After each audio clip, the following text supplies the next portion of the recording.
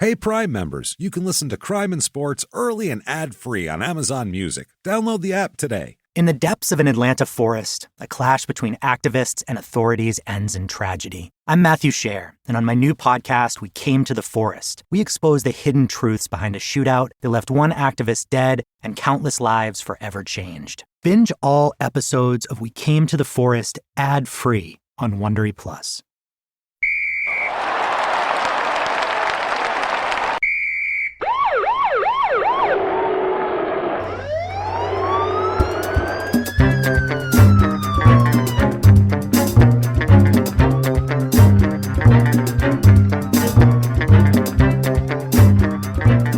Hello and welcome back, Crime and Sports. Yay! Yeehaw! Yay, indeed, Jimmy. Yay, indeed. My name is James Pietragallo. I'm here with my partner, Hop-Along Jimmie Whisman here. I am Jimmie Whisman. That's appropriate for this episode, though. Jimmy doesn't. The crazy part is he doesn't even know what's about to happen in this episode. I don't know. He doesn't even know who it is yet. I just And know you the just nailed sport, it. and I'm jacked. And the other thing, too, this guy has Western roots like that we'll talk about as terrific. well. Oh, man, can't wait for that. Thanks for joining us, everybody. Yes. We just rolled in through our conversation today. Who cares? We're having a good time. Thank you for everything that you've done for us. A couple things you should maybe do. Head over to shutupandgivememurder.com. Oh, yeah. What's over there, James? Oh, tickets to everything. Yeah. Tickets, and more tickets. Tickets to, number one, the virtual live show. Oh, we can't boy. wait for that. Coming up on October the 26th. Those tickets are available right now at shutupandgivememurder.com/virtual live. You can get those, and it's a Halloween virtual live show for Small Town Murder, just like a regular live show, except you don't have to go anywhere.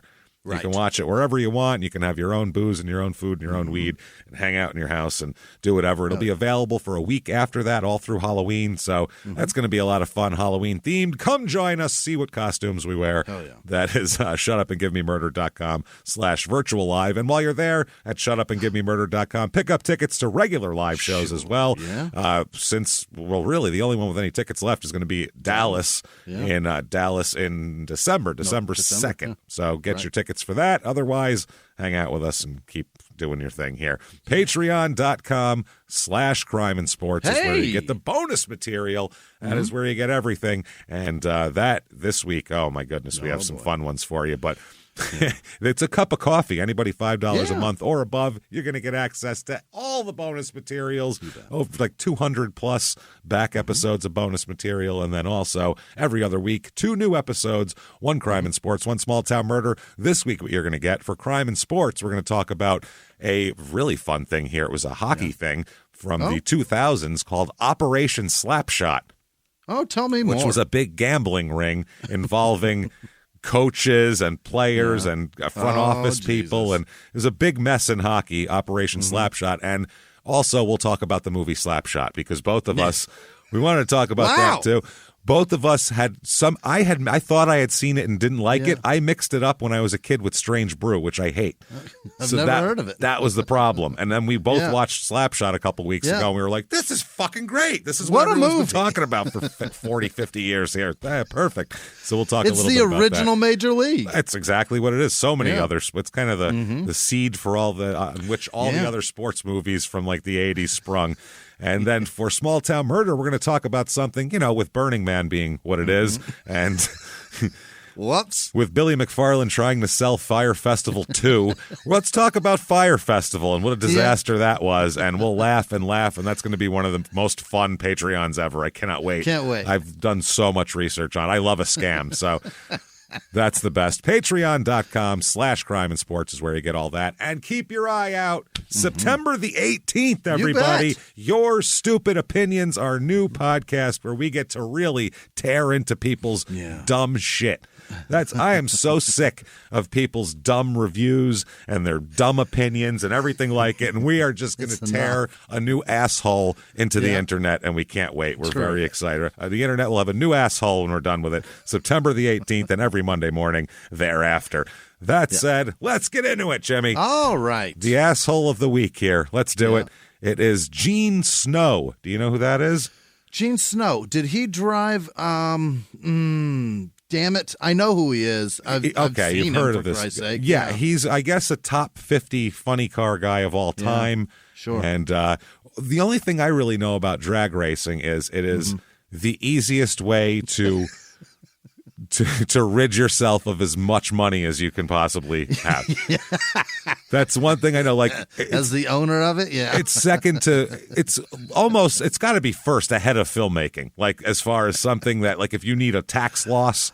You know what I'm saying? Like, if you're a real rich guy and you need, I got to show a big loss, like, make a bad film. In the 80s, they used to do that. Or you need a drag racing team because that is just all money.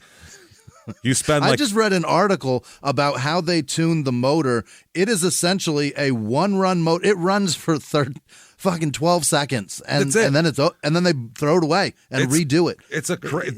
You basically spend $100,000 to try to win a $600 prize. It makes no sense. It doesn't make sense. It's only there to show tax losses. That's the only possible reason it could be there. There's no other reason for it to exist. The speed with which they go, it's fun. Is crazy. It's fun, over 300 miles an hour. I don't understand how it's a business, is my point. That's the thing. Well, they certainly take money from the spectators. They just give it to, I don't know where the fuck that money goes. It's got to go to the owners. It's $150 a ticket now. Oh, it's expensive. It's crazy. It has to be. Those cars cost a fortune, and there's nothing in this. But there's no prize money. It's crazy.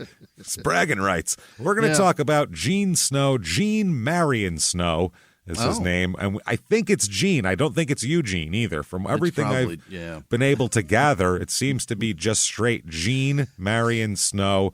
Nickname, the Snowman. Yeah, of course. We're very creative. It's very creative. Hey, Snowman. Now, Gene starts life in a way that you'd never expect him to end up in, like in racing, no less, but also in the fact that he helps advance technologies in racing later on. But that's not where he started at all. And how he got there, holy shit. Okay, he's born September 28th, 1937. Jesus. So, yes, born in different times. This is in the middle of the Depression. Yeah, I was thinking with the name Gene and Marion, I thought he was named for cowboys like fucking... No, they were named after John him. Wayne. Yeah, no, you're right. This is just the time when everyone was named Gene and Marion. My son's going to be so tough, I'm going to give him a girl's name. The owner of the Angels was Gene Autry. Yes, that's the name I was thinking of. I was thinking if he was named after Gene Autry, and nope. But not. They're named after him. They've got to be. They're all from about the same period here. They're born in the same time. That's crazy. And he's from Fort Worth, Texas. Is that right? Now it's Dallas, Fort Worth. It's like considered one area. Back in the day, Fort Worth was a different. Fort Worth was called Cowtown. That's the nickname of it, was Cowtown. That's what everybody called it. Fort Worth was based... stockyards were and shit? Stockyards and brothels. That's what Fort Worth was back then. Fort Worth Sounds amazing. Yeah, Fort Worth was a different... It was like Old West. Yeah. It was like the last incarnation of the Old West was Fort Worth still back then. And then it got later on, it became more of a suburb. And stockyards and brothels, the two things that will make your town smell the worst. Oh, absolutely. It's going to stink from Main Street down to Elm Street, boy. Let me tell you something. But a lot of happy guys walking around, they have jobs and then places to spend their money at night. That's always good. Full pockets and stinky dicks. That's right. Oh, well, my dick would be stinky anyway. I'd rather have it stink like this than what it stank like before. Yeah. His father is a rancher. Not surprisingly. He's either be a rancher or a pimp in this town. There's really no other... A rancher or a prostitute? There's no other options. I don't know if a man named Harlan from Fort Worth would be a good prostitute or not, but, I think he would know where they are probably, but I don't know if he'd participate in it well. Mom, Betty. Okay, so Harlan and Betty don't raise little Gene up here. He has 8 brothers and sisters. Wow. So, and he is the 9th by a long, they had a family, did all their thing. Yeah. And then this kid showed up when they were it's almost over. It's almost our time. And then he popped up. He's the youngest by 14 years. Holy shit. They had 7 kids. had a whole life and a ranch and did all this shit, and then here he comes. Hi. Son of a bitch. Shit. What's that thing when they die in their sleep? Real, like, you don't know why? Could that happen to him maybe? Because this is terrible. At least 4 years from empty nesting and brand new baby. And so they went with, I mean, what are you going to do back then? They were like, I guess, more help on the ranch. Shit. So his father has a small ranch, father and mother, but his father runs the ranch, mother runs the house. And he had a small ranch where he would raise animals, I guess, from what I understand. But he also, like, I guess his business to make money, though, because I guess there wasn't a lot of money in what he was doing. I don't understand what was going on. But hustle. His side hustle, which is still on the ranch, is he was the area's #1 bull castrator. Number one. Like, it was, you go to Harlan Snow if you want your bulls without any balls anymore. Harlan Snow will take him off the right way. Like, he was. Does number 2 sometimes leave one on him? How do you become? Sometimes he left half a ball on that thing and it just didn't work out right. His nutsack still dangles. I'm like, why does it dangle like that if it ain't got no balls in it? How do you have a number 2? I don't know if he's the fastest, if he's his heel up the quickest. I don't know. Great point. I don't know what it is, but apparently he's the best in the area, and everybody comes to him, and he's known as like that. You know what I mean? Like, he'll take the nuts off him. He is Harlan, the ball grabber. Fucking. So Gene, it said, was castrating bulls by the age of 3. What? I guess his dad just took him along with him because he was the only kid around that's little, and he was just like, well, come on with me. And he was. Does number 2 use toddlers to do it for him? This guy's got a 3-year-old, and then they're the best. And that's his assistant too. That's his apprentice. That's his Igor. Is this fucking guy? Is a 3-year-old. A 3-year-old child cutting balls off of a wild animal. His mom, Betty, said, quote, "That boy was something else." I'll betcha. You've never seen a young man take to something so fast. Well, I guess not. He's 3. I've never. You can barely walk when you're 3. Never mind castrate things. You have a child mutilating animals. Holy fuck. Ain't it sweet, though? Look at him. He's good at it. It's nice to see a boy with confidence. That's what it is.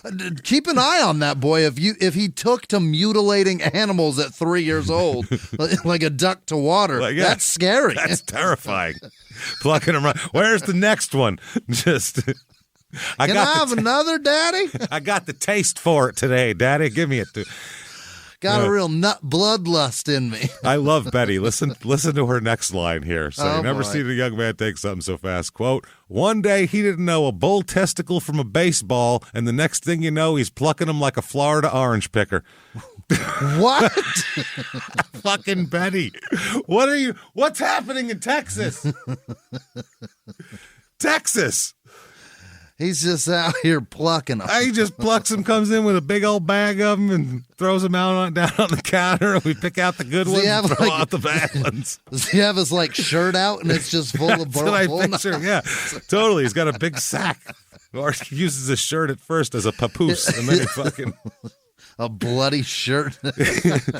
Look, Mama, I got a full load. I picked them all. Full load. I don't know, man. So... They's right. He does this. Yeah. Doesn't say anything about school. I assume he goes to school. I hope. Why? He's found his calling. Yeah, he's got a career, for Christ's sake. So the problem is, when he's 8 years old, Gene talks about a bull named Big Bart, okay? And what did Big Bart do? Well, Big Bart kicked him. Yeah. So, because that's his balls, little buddy. Hey, I'm Big Bart. Don't fuck with my bull balls. What do you expect from Big Bart? I'm a 2,000-pound animal. That's the thing. I would kick you, too, if you were going for my nutsack, especially if you were an 8-year-old kid. I'd be like, get the fuck away from me. You don't know what you're doing. That's the thing about castrating bulls. You got to get real fucking close. Yeah, it's like in right Funny within Farm. That kick. You got to get them right up at the top. Real up high. Real up high. So apparently he kicks him and sends him flying several feet in the air. through the air. He's an 8-year-old kid. He probably weighs fucking 60 pounds or something at top. So, I mean, this is an easy launch. He flies through the air, smashes his head on a beam in the barn, one of the wall beams, I guess, and he's unconscious, knocks him unconscious. Yep. Now, the bull, I guess, started freaking out. After he kicked him and was freaking out, so his dad comes in to try to intervene, as you do with your 8-year-old who's fighting a ton animal, an animal that weighs more than a Chevy.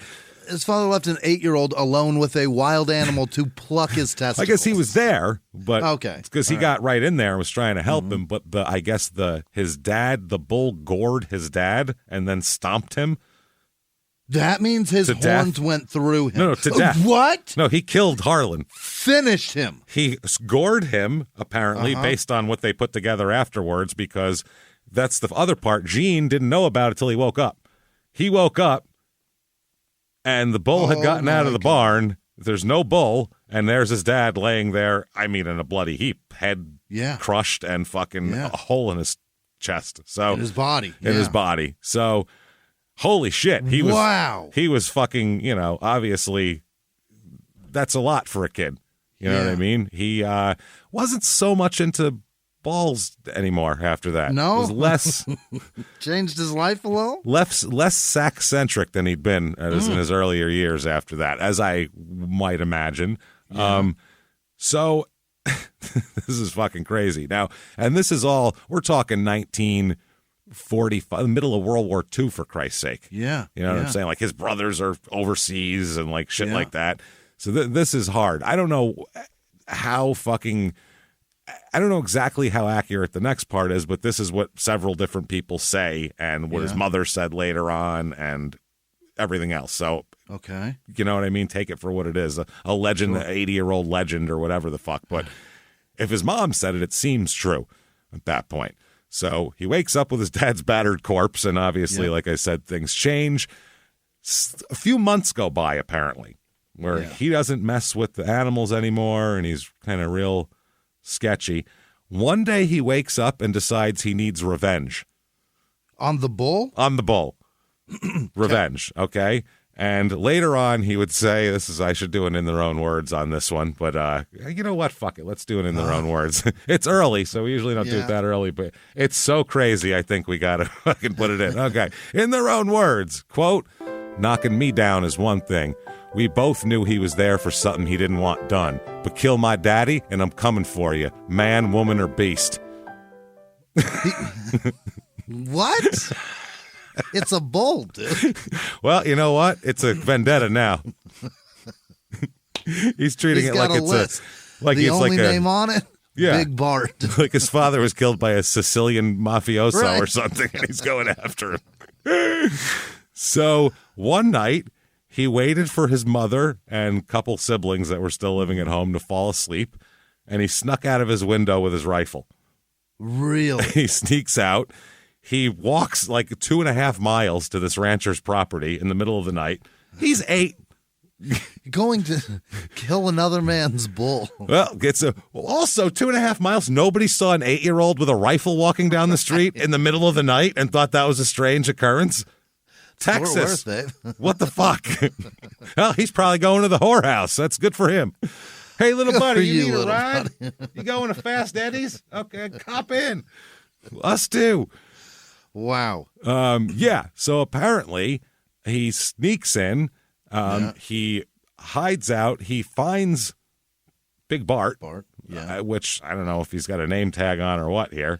We'll find out. Well, the name like Big Bart probably stands out a bit. Right. He's the one with no balls too. You can tell. That's the other thing about Big Bart. The big one. He's the with big no one. Nuts. No nuts. Nut-free big one. So he finds the bull and he shoots it. Yeah. Right in the head, kills the fucking bull. Yeah. He feels great about himself for about 15 seconds. Yeah. And then he hears a shotgun blast. Oh, Jesus. Because if you fire off a gun in a rancher's ranch in the middle of the night, they sleep in overalls with a shotgun next to them. They're ready for this. This is what they've been waiting for forever. I told you someday somebody do it, and they're running out there. And if you fell my prized bull, I'm coming for you. Yeah, I don't know if man, this guy, woman, or beast. Man, woman, or beast. So I don't know if he shot the gun up into the air or what, but Gene just heard a shotgun blast and fucking took off. Ends up cornering himself, apparently, in a corner with a higher fence than how he got in. So now he's kind of fucked over here. Stuck. He's stuck. So, he doesn't know fucking what to do here. Yeah. He's stuck. He waits all night long. Near a bull corpse, Yeah, he sleeps in the with the animals out there. Right. Yeah. Ends up falling asleep because he's, 8 and all. Right. That's why you don't send 8-year-olds on hits, because they'll just curl up with a juice box and pass out. You really suck their thumb until they fall asleep. It's not the same. The rancher finds him there in the morning, clutching his rifle on the ground, sees his dead bull, puts 2 and 2 together. He knows who this boy is. So he takes him down to the police station, and they end up apparently killing someone's bull in Fort Worth is it's a big offense. It's a big no-no. It's a big no. You would have been better off killing his daughter or something. They would have been like, well, I mean, I could see that, but you don't kill a fucking bull unless it's sanctioned. It's horse thieving. Yeah, that's how they're looking at it. So his mother pleads with them. He's 8. Yeah. The thing killed his father. He's 8 years old. I don't know. He's fucked up in the head. What do you want from me? The war's going on. Hitler's still alive. Into the fucking rafters. He's got brain damage. We can't. All bets are off. Well, his mother promises to, quote, move to the other side of town, I guess away from this other guy's ranch. I don't know if that would help.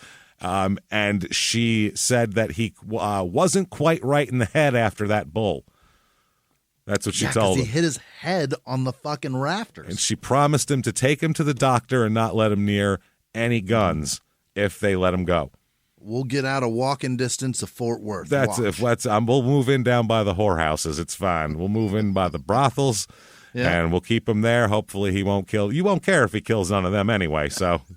None of them killed nobody in my family. They're safe. Yeah, so they let little Gene go. So him and his mom take off, move to the other side of town, and Gene wants nothing to do with animals forever. Ever again. He's only interested in engines from now on, the opposite of animals. The only thing he wants to do with animals is horsepower. That's a horsepower. Nothing with bulls, though. No bull power, none of that. And that is fucking insane. That's a wild origin story. And it'd be even crazier if it was true. That would be the crazier thing. If any of that was true, it'd be wild. God damn it. The fact that...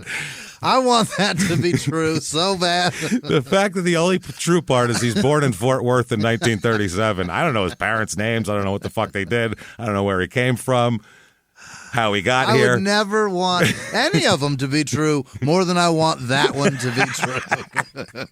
That and the Royal Reaper I kind of want to be true. You little 3-year-old bull castrating motherfucker. It seemed reasonable, 1940. Hard times on the farm. A blade or rubber bands or however they did it. I don't fucking know. Figure they just in a 3-year-old's hands. Yank it real hard. God damn it, I want it true. I figure they use like a big cigar cutter. You know what I mean? Snip. Okay. Some sort of fucking guillotine that just closes. Little guillotine device. Bloop. There they are. I think they just put a rubber band on them that tightens it and constricts it. Oh, wow. And until they just fall off. Oh, man. I'm pretty sure that's how it works. Chop them and then they fell into a nice basket with a velvet pillow on it. But what do you do about the giant hole that you left behind? Just cauterize That's it what close? I figured. You cauterize it. Just they brand bulls. They stick it in there. I don't know. It's the 30s. I'm pretty sure it's like they just tighten it. About that. Yeah, I think that's how it works. So there we go. God damn it. Anyway, Gene. Fucking Gene. What we do know about Gene, though, is that he's born in 1937 in Fort Worth. That is true. Right, yeah. And he's originally an engineering student. Sorry, it's been a long time since we've made up. Anything, it's been a minute. It's Was been it a the while. Bears? I think it was the Bears, maybe. It was like a year and a half ago. I think it was the poor little Yuri, or little Yuru. The man that didn't never exist. Poor little guy got taken down by the bear. He's originally an engineering student at the University of Texas at Arlington. That's over by Dallas there. Yeah, right there too. He ends up, what the weird part is, that's where he starts. He ends up somehow from being an engineering student opening up a used car dealership. Oh.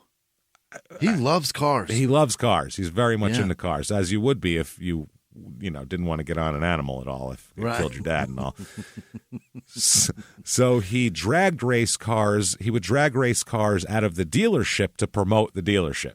Hell yeah. So that was the way he promoted. He'd have drag racing cars out front, and then he'd have like a drag racing exhibition and be like, come buy some old shitty cars. Come buy it. It's fast as shit. Yeah. No, they weren't for sale. It was just to promote the used car business.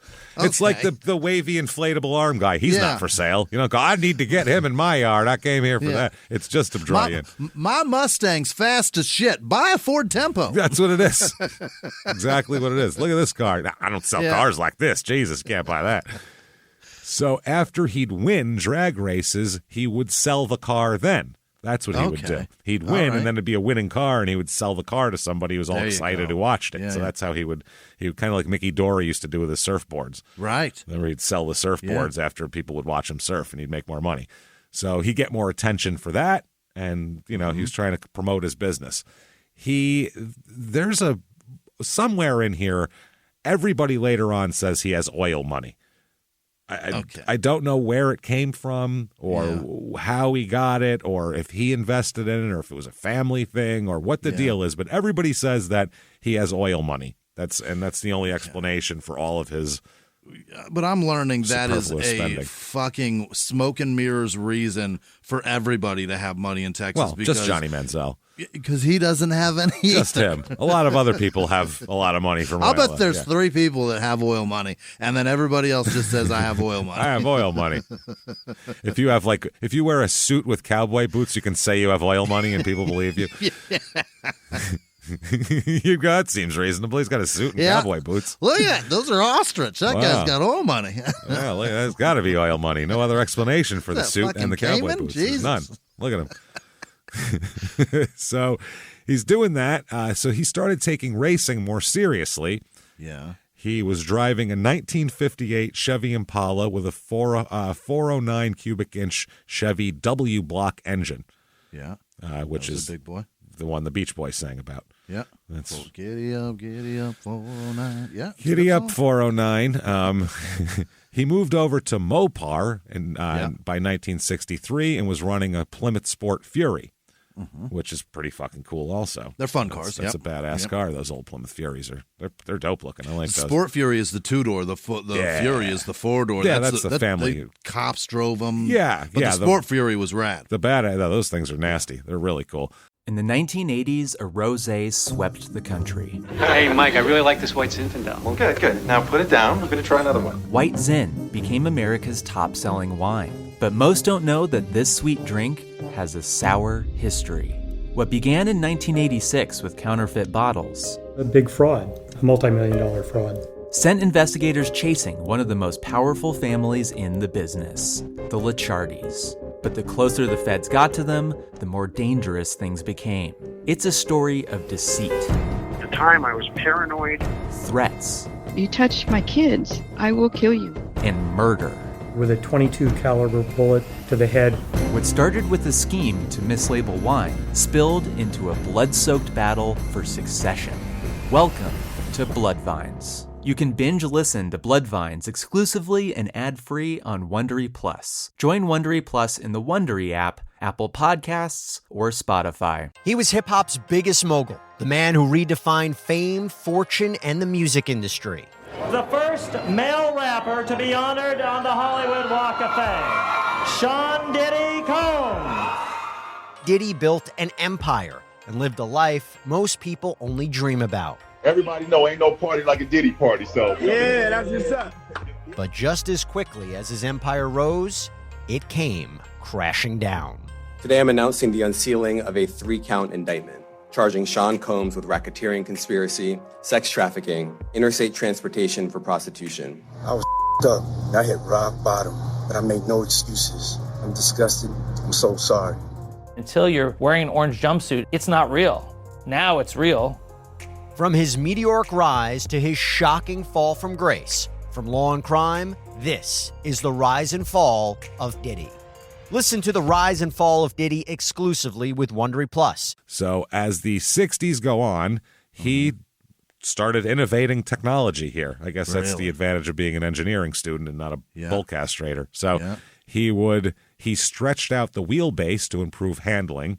Yeah. Was his idea, which led to a bunch of wins because he was ahead of the curve with that stuff. If you figure something out technologically in racing, it seems like you can crush for like 2 years till everyone else figures it out and catches up. Right. And if you can adjust a wheelbase to make that car much more steady, wherever, because that's the thing about 60s cars. People like want these muscle cars and stuff, but they ride like dog shit. Oh, yeah. And if you can adjust the suspension, and then they fucking body roll into corners, and it's just awful. But if you can adjust that suspension to ride right, you can, and back then, that's very expensive and very difficult to do. But engineering students can figure it out. Those are the people that would need to know, okay, if we extend this, then this has to be like this, and then the all the physics of it that we don't understand. Me and you would just go, that looks longer. What the fuck do we know?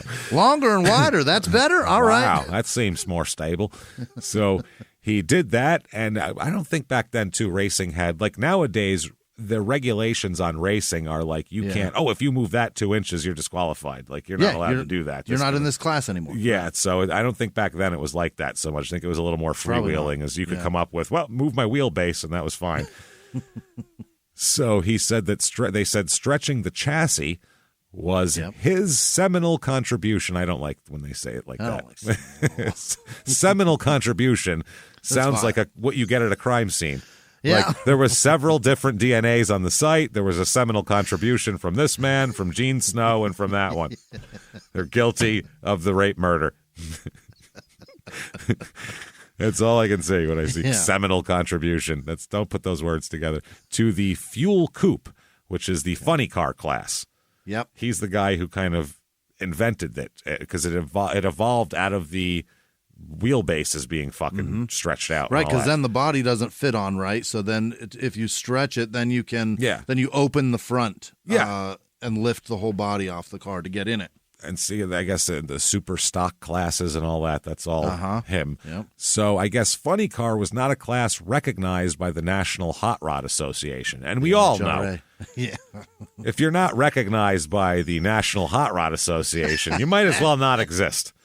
Jimmie and I have been trying to be recognized by them, I mean, since well before we started this show, we're comedians. We have nothing to do with hot rodding, but we thought about it and said, Jesus, really. We submitted. If we could get decline, we could get recognized by them. And by the way, I meant to say, Rod Beck, my friend, the old pitcher there, for people who are new listeners or whatever, he had a drag race team.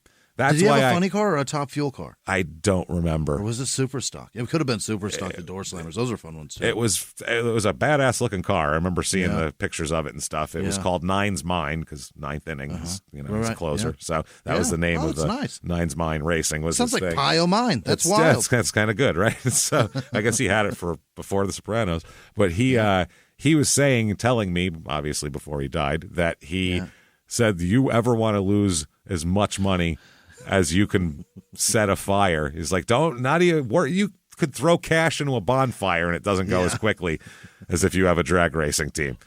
Everything's broken all the time. Everything needs to be brand new all the time. Yeah. And it just never ends. And you ever get a return on it. So he's like, it was wild. A wild scene.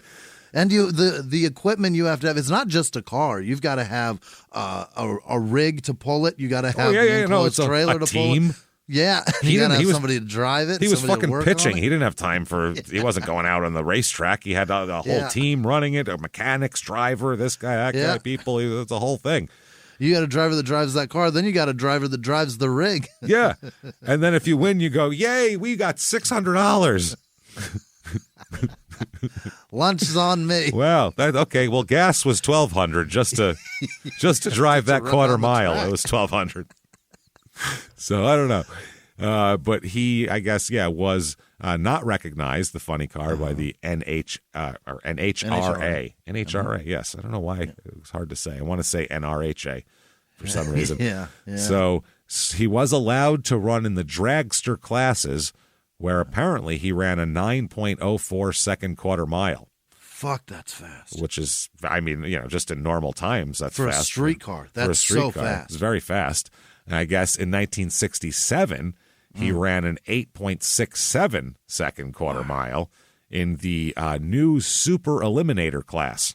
Yeah. Don't worry, there's not a lot of racing stuff in this because we don't know shit about it. So this is the name of the ZZ Top album. Yes, Eliminator with that car out there. I don't think he had a 39 Ford, though, or whatever they got. Yeah.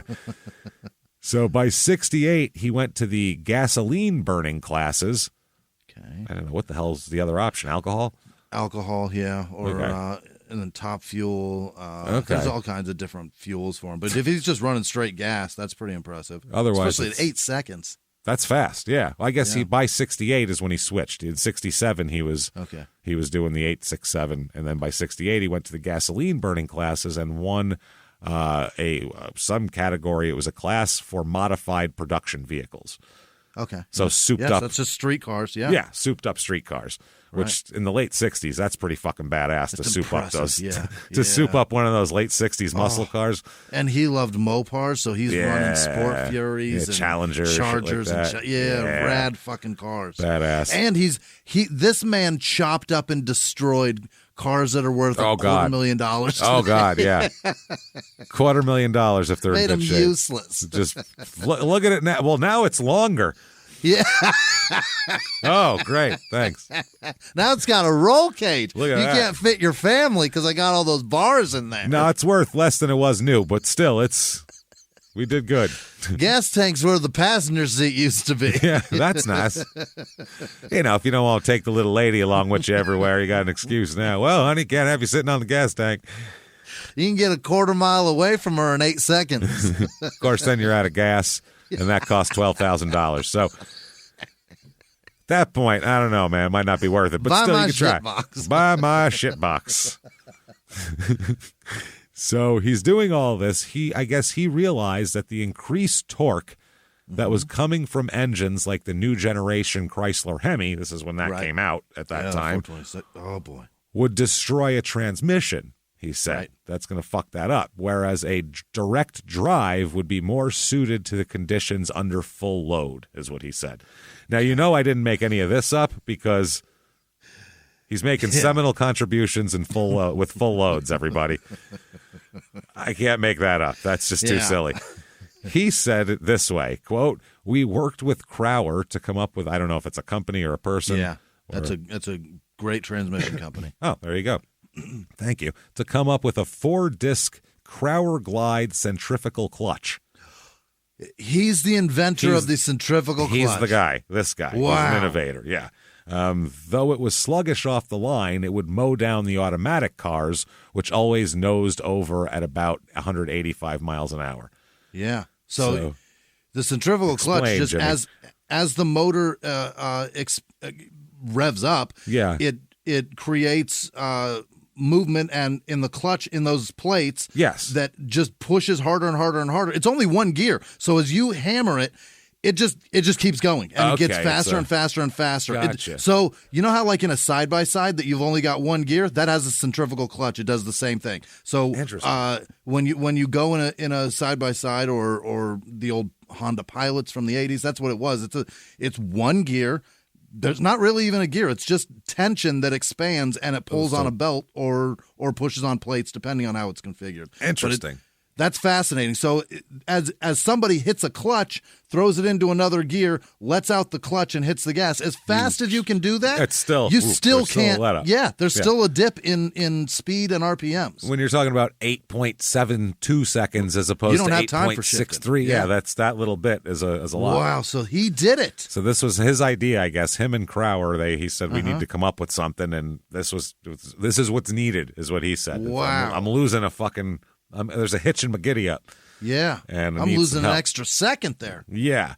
So August 17th, 1968, he said at this point, he's trying to go over 200 miles an hour. So that's the goal. He wants to go as fast as he can. He wants to break the 200 mile an hour barrier. That's what he's looking for. He said the idea was that as the engine RPM increased with his new thing here, the clutches would engage and there would be no gear sets to destroy. That's what he said. So with a simplified drivetrain, he was the first funny car driver to drive over the 200-mile-an-hour barrier in autumn of 1969 at Dixon, Texas. Yeah. He ran there. And he said the sea level location gave us extra horsepower. And we went 200.88 miles an hour on the first pass. I didn't think it's such a big deal at the time, but we kept running more than 200 miles an hour at just about every race after that. Wow. And later on that year, he ran 205.046 miles an hour at Orange County Raceway. So wow. He figured it out. He cracked the code. All because of the centrifugal clutch. Now all he's got to do is work on the motor and get more horsepower out of it. And that's what he's known for. Fire Those himself motors, up. The motors he builds are incredible. He's got the ones that he builds for racing. Yeah, if you can get a car with a Gene Snow motor in it, that's a damn nice motor. It's all his specs, it has his name on the fucking valve heads. They are badass. They don't make those anymore. Absolutely. No, wait, there's a product that's being sold right now that has his name on it. Fuck yes. You can buy a Gene Snow motor. Who sells that? I wouldn't have any idea how to track one down. You can Google it, and they exist. Like, who makes them? Who makes them? That would be a great question. Because he's got to be. If he's born in the 30s, he's fucking long since dead. We'll boy! talk about it. It's possible. It may be his company that's still selling them. Wow, the balls! It has to be because I can't imagine anyone else putting his name. When you hear why we're doing this episode. You'd go, no, you wouldn't put your name on that. Why would you want that? No. Oh, boy. Now, it starts in 1978 that we know of. I can't imagine. This is the thing. He's 41 in 1978. Yeah. What he starts getting in trouble for is not something that you just start doing when you're 41. Oh. So I feel like this is the first time it's publicly known. This is one of those things that doesn't start at 41. It starts much earlier. 1978, he says later on in the late 70s that he took a sabbatical due to the costs of the whole thing. It was very expensive. He said the 70s oil crisis and the political situation in the Middle East that made the oil bad. He didn't know when that was going to work out. So, and he had a couple of seasons that weren't too good. So in 78, he just decided to take a little sabbatical for about 3 years. Okay. In actuality, also, and that all might be true. I'm sure that's all true. At the same time, right before he took his little sabbatical, he was also arrested for public lewdness at the same time. Like his dick out? Like had his dick out doing something. Now, we don't know what he had his dick out, or we don't know where his dick was, or if it was in his pants or out, or what he was doing. That was so his lewd. Behavior was lewd, and it was in public. It was lewd and very public, apparently. So... And later on, we'll come a little maybe clearer of what this possibly is. So in 1981, he returns to racing in Top Fuel, is what he's doing, Top Fuel. During this time, he worked on developing his direct drive for Top Fuel cars. Okay. So that's the long car with the motor right behind the driver. With the real and the skinny two front. The two little tiny bicycle wheels on the front. And that shit goes straight somehow. It goes and takes off. Yeah, those are crazy. I like those. Those are fun. That's just an engine with a man sitting on a rocket that put an engine. It's a rocket ship with no wings. That isn't pointed up in the air. Right. It's weird. Pointed fucking straight. Wow. In the 80s, his achievements include the first 4-second ET run in the NHRA sanctioned event. Elapsed time is ET. Yeah, okay, there we go. 4 seconds. 4-second run at an NHRA sanctioned event. It was recognized, everybody. At Houston Park Raceway. Yeah. So 4 seconds? Does it say what speed he went? That's got to be 330 miles an hour. It doesn't say. It just says 4 second, which you could do the math. Somebody out there is good at math. 4 seconds, quarter mile. Yeah, if a car from a dead stop gets a quarter mile in 3.3, how fast would that have to be going? Yeah, I don't know anything about math for that. It's got to be 330 miles an hour. I guarantee you one of our listeners is smart enough to figure that out. There's got to be somebody. Guarantee you. Right now someone's going, it's that stupid. And we'd go, yeah, I know. Yes. He's going it's fast. Over 300. He's going fast is all we know. So that means it would have taken him 16 seconds to go a mile. God damn it. Actually less because he had to start up. He's already going. A mile, yeah, he probably got it in 14 seconds, which is 50. That's crazy. Wow. Imagine going a mile in 15 seconds. That's so fast. That's wild. So I don't know. I guess you can multiply that now by miles an hour. And and we're too dumb for that. Neither of us went to college. I didn't even graduate high school. Let's move on. 1984. He is again arrested for public lewdness and obscenity. What? Where at? In Texas? I believe he's in Texas for this. Because that could be fucking... Well, in Texas. His ankles could have been out.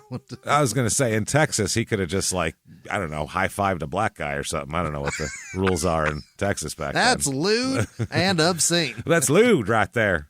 No, there was a sexual undertone to it, I saw. No, I don't know what the fuck it is. Maybe not. I don't know what he's doing. I don't know if he had his dick out, like smacking a kid in the face with it, or if he was fucking jerking off behind a dumpster, or if he was taking a leak. Swearing while doing it, yeah. I feel like the obscenity part of it means it was sexual in some way, shape, or form. Had to be, right? Yeah. I don't know. He ends up being acquitted of all but one misdemeanor citation for his arrests here, and he ends up being fined for that. Okay. So he gets away kind of scot-free out of all this. Yeah. People kind of make jokes about him a little bit that, public lewdness or whatever, but it doesn't affect his career here. Gene showing us your cock. So October 19th, 1992, he's in a crash here. And I'll read from the Fort Worth Star-Telegram on October 19th, 92. The top fuel dragster Gene Snow, brought to the drag races earlier this week, no longer... What the fuck? The top fuel dragster Gene Snow, brought to the drag races earlier this week, is no longer for sale. Apparently he was going to sell it. It is in the back of Snow's trailer in about 15 or 20 pieces, he said. Jesus. It's now an insurance claim. Fuck, yeah. Now it's just we're taking pictures for insurance reasons. Yeah. After a harrowing high-speed crash during yesterday's first round of the 7th Annual Chief Auto Parts National. Prestigious. They forgot that part. Yeah.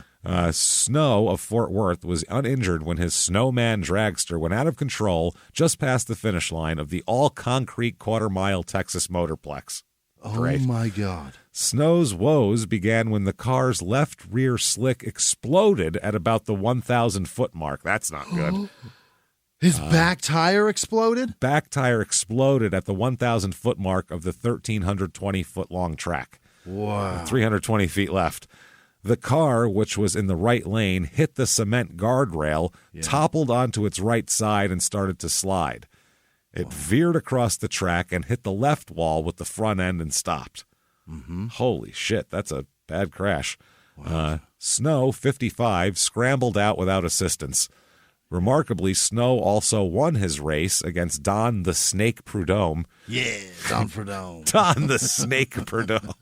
Well, they called him the Snake because he used to race against McCune, and McCune. Jake Roberts? Who was he racing against? McCune was the mongoose, so it would be the Snake and the mongoose. For Christ's sake. Yeah, it was a rivalry, James. So it's the Snowman and the Snake today, buddy. Who wins in that encounter? We've never had a snake come up against the Snowman before. Well, and a snake's a cold-blooded animal. Don the Snake Prudhomme, the defending top fuel champion here. Mm-hmm. Snow ran 4.93 seconds and 255.31 miles an hour. Holy shit. While Prudhomme smoked the tires on the Skull Bandit. Oh, he's that guy. Okay. I remember that one. Yeah, he had the Skull Bandit car. This is Snow. Quote, I won, and my motor still is in good shape. It hurt the injectors a bit, but if we spend an hour on it, the motor would run again. So he's saying the body got fucked up, the motor's fine, and I won the race, so I don't care.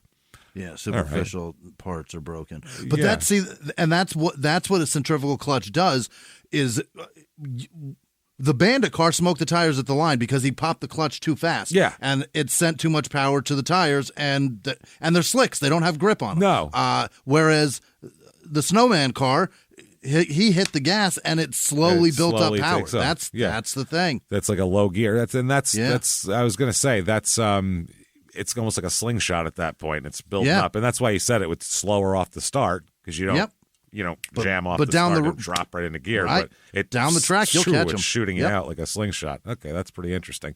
So Yeah, he said that I won, motor's still in good shape. He said it hurt the injectors a bit. He said, look how the car broke into two, just like it was supposed to. It went to the right, and I thought I was going to climb the wall. Then it went to the other wall, to the left. But it was a glancing blow and not head on. He hit the wall, and it went on its. He thought he was going to flip, and instead it rolled over on its side, rode the wall, and then ended up shooting over to the other side and just kind of hitting the other wall. him. Yeah. So he said the car's in 15 or 20 pieces, but the driver's compartment was all tight and the fuel tank was protected. That's nice. Snow's trailer, 4 other chassis, and spare motor pieces remained for sale. He said, I'm just glad to be here with all the pieces attached. Okay. There you go. Now, right under that, in case you're interested, in case you happen to be in Fort Worth on October 19th, 1992, this ad says, and in big giant bold letters, come on in and learn country dancing. Oh! That's right. Learn country swing. Yeah, country swing. What the fuck is that? Well, swing is. I know swing is. You'd hate it. I know what swing dancing is. It's country, but so it's country style. There's a lot of spinning and twirling. And hands. Yeah, it's just your hands are busy with your partner.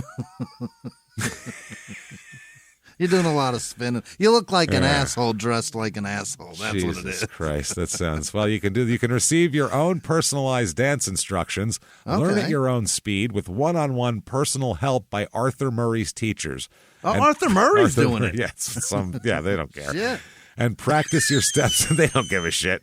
They'll pump out. What is it in Texas? See if they want to learn how to fucking two-step or whatever those fucking hicks do. We'll swing dance in a Stetson. Who gives a shit? Yeah, I don't care. So they hire some of money. these people. Someone will fucking teach them. I don't give a shit.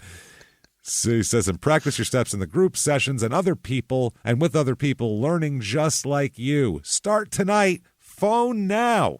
Hey, $75 dance course now, only $24.95 for the first 20 callers. Did I make it? Nope, you're 21. Shit. You never made it. Well, I need to do it. From the picture of this, the two of these, it looks like they're river dancing. It's a He's in a hat and boots and a vest, and she's in girl stuff with the same thing. She's like holding her cowboy dress. shit. Yeah, and they're arm in arm, but next to each other. Yep. You know what I mean? Like they're doing some kind kicks of and steps. like a Russian drinking dance. And both of them have their right leg up and kind of to the turned in slightly, like they're going to do like a river dance thing. Like they're going to start like that's what it looks like they're doing. There's a little bit of that, but they're going to close it off, and then she's going to spin, and he's going to spin. He's going to put his arms behind his back to grab her hand and spin again. Is there a do-si-do involved in here? More or less. It's all do-si-do. The whole goddamn thing is a do-si-do. Whole damn thing's a do-si-do. But I swear, it may sound stupid, and doing it may feel stupid, but just seeing it for the first time, it's fucking impressive. You're like, where did you learn that? How did you even... It's very impressive. It looks romantic. Anything that somebody knows how to do, well, if they do it well, you go, oh, that's impressive. But you go, that's one of those things where you go, why did you learn that? You know what I'm saying? You've seen people with impressive little talents, but then you go, but why? Did you learn that to get out of a Russian gulag somewhere and had to impress them? Why do you know how to do that? I don't have time to learn anything that useless. I just don't. I wish I did. Yeah. I'd love to, but I don't. There is a portion of you where you go, wow, man, nice job. Why? Yeah, wow. What made you pick that as the thing to put all your time and effort into? How'd that come about exactly? Where'd that come from, Chief? I tend to agree. Because I'm like that type. I just watched somebody do some stuff. I'm like, no, you did that very well. Yeah, but pray tell. Why, might I ask, are you doing that? Why? Yeah. Because I know me, I'd be like, this is stupid. Fuck this, and I'd stop. I'd be done. I don't care. I don't care enough about it to practice that hard. I feel like I look dumb as shit. Yeah. Yeah, you do. Yeah. All right, I quit. Perfect. I'm too tall for this. I quit. You put that cowboy boots with a fucking 1.5 inch heel on me too. I'm like 6'7". You put a hat on me. I'm fucking maybe a little toe curl on it. Oh boy! You put a hat on me. I'm 6'9". And I'm doing fucking silly dances in tight jeans. My legs look like they're 14 feet long. Yeah. This isn't good. How stupid do I look doing this? Not great. Big tall hat, big heel boots. God damn it. Yeah, I don't need that. I got a 38 inseam. I look like an asshole. Yeah. Not good. That's what I mean. I can't get away with that. I got an inseam. I don't want to look bigger that big. than most people's fucking waistline in this place. I want out. Well, not in Texas. No, that's not in Texas. No. 38's a slim man. They're like, yeah, I was going to say, like, come on over here, little guy. Come on, Slim. Come on over this way. We got to get some food in you, buddy. You're wasting away. Look at you, 38. Jesus Christ. You're being a 36 in no time. My God. Well, help him. Let's get some beans stacked. Come on. Is there a brisket in the house? So, night after this accident, he says he's going to retire from drag racing. Driving. Active driving. Yeah, because that'll you'll see God. Yeah, and also, too, if you have anyone around you that cares about you, they probably go, hey, stupid, you're 55 years old. You can't be fucking... Can't be doing 300 miles an hour. Yeah, you can't be tumbling in a car at 300 miles an hour. That's a young man's game. So, March 15th, 98, there's an article he resurfaces here at the Galveston Daily News, and he says, racing is fun today, but it's not like it was. Okay. It can never be the same. We spend all of our time working and thrashing and all that stuff. We used to have a little bit of time in between rounds and everything. So now it's a bigger business now. Yeah. The bigger the business, the less fun it is. Yeah. Like, read Jim Bouton's Ball 4, and it sounds like the most fun to be a baseball player in the 60s. Sounds like the most fun. Like, now, yeah. You make so much money, but it's not fun at all. There's no fun. There's no fun. It's all business. It's fucking business. There's a lot of money involved. It's different. So, and that's the same for just about fucking everything. Yeah. When it's money. When it's just a small boutique idea, it's fucking great, and it's so unorganized. There's stories. It's so fun. Once you get business involved and everything gets a million fucking people. It's bad. Hate it. That's bad. Hate it. Yeah, that's why we keep our shows to just kind of cottage industry. Yeah, very cottage, because it's more fun still that way. Yeah, that makes it less work. So I understand what he's getting at, but also you understand when there's that much money involved. For sure. You know. He said, it's a different game today. It's way too professional. I'm not sure if it's because there's money involved or what. I would say. Probably. The reason I don't mind at all being in the lower class and top fuel and funny car, because we're not under as much pressure. Okay. So he doesn't want to be in the top tier where it's hard to do. He said that I guess he says he has fond memories of the old racing days with funny cars and top fuel dragsters and pro stock cars and all that kind of shit. He said, I wish they could figure out a way to work that back into some of the programs. I guess that's sort of just what they do with the bracket thing, but it just isn't what it used to be. But old times never are repeated often. It's a weird way to put that. You have to march ahead and do the best you can. But I wouldn't trade the fortune I had of being there when it happened, and everybody who comes up tells me the same thing. The folks who were back there enjoyed it. Terrific. Okay. Good for you, Gene. 19, he's a very successful guy, apparently, in this. Yeah. I guess looked up to a lot for his contributions. April 29th, 1999, he's admitted into some sort of Hall of Fame. Oh. Here. This is the International Drag Racing Hall of Fame.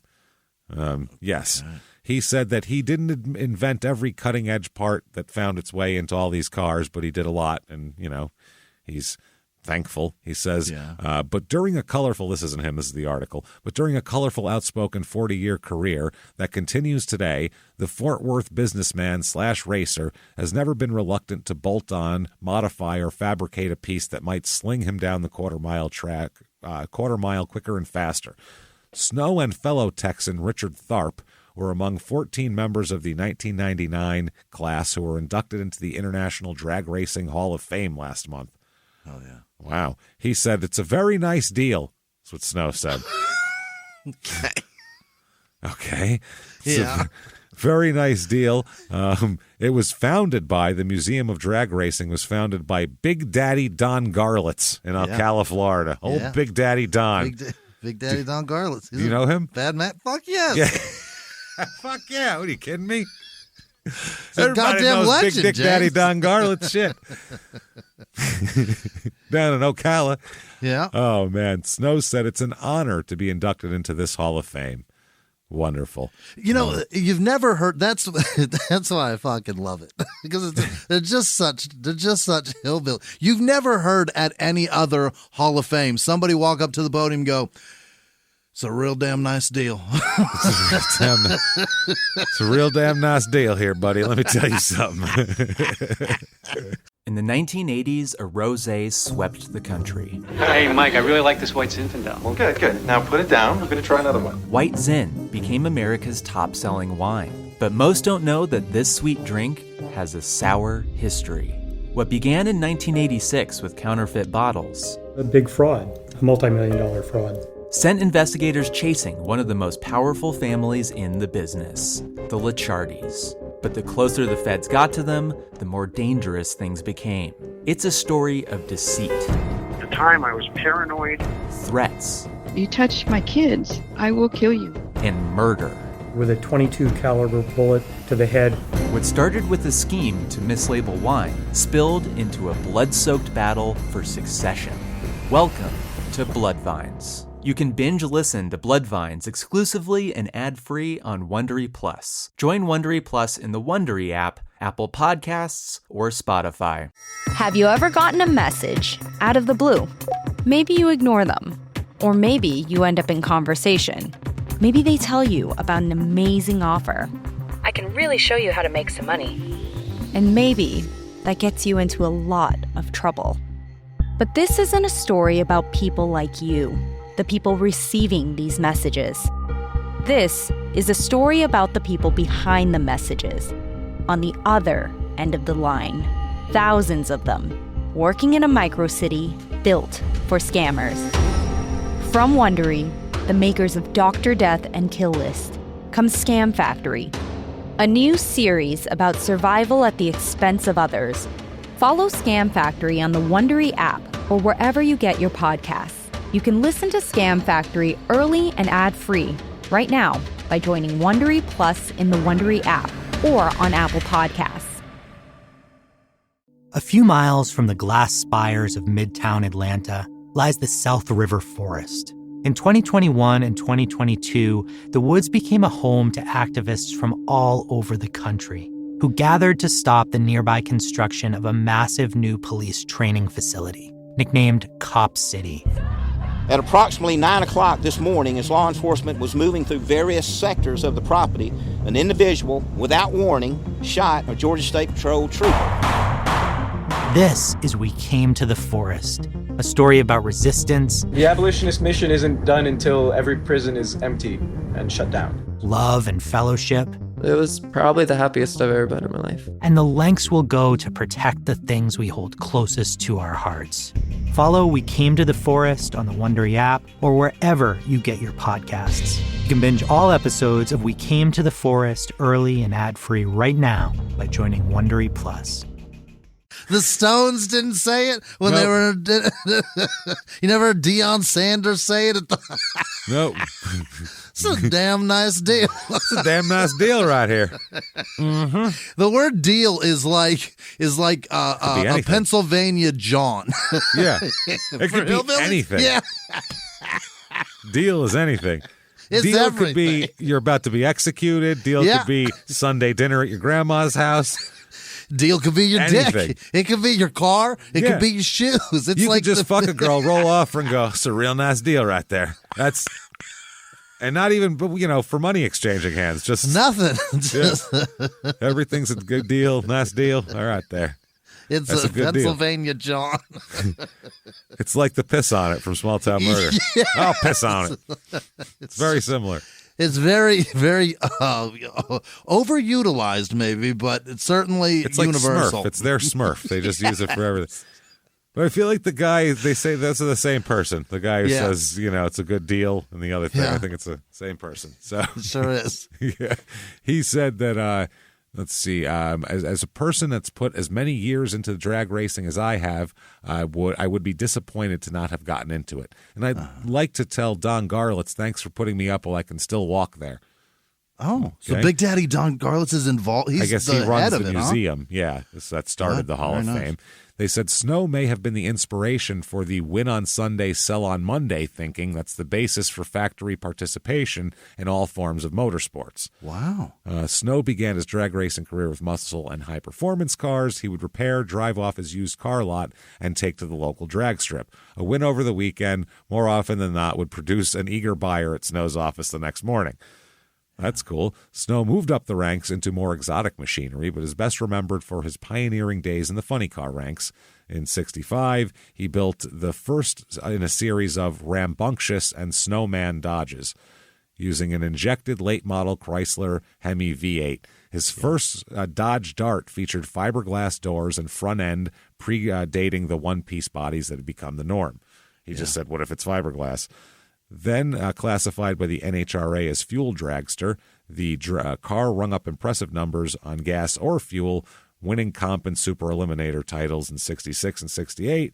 That year, Snow became, that's the first one, over 200 miles an hour. He says, quote, it was trails we'd never been down before. It's a good deal. Yeah. He said, back then we had something different every month we were trying. That's why it was a fun deal. I added the deal part. He said, that's why it was fun. He switched to that. We talked about all that shit. He became the first NHRA member to crack the 5-second barrier also. Is that right? So, yeah, he cracked all these different barriers. That's wild. First. Yeah, he's the first one to do all this shit. He says that he is, quote, older than dirt now. Yeah. At 61.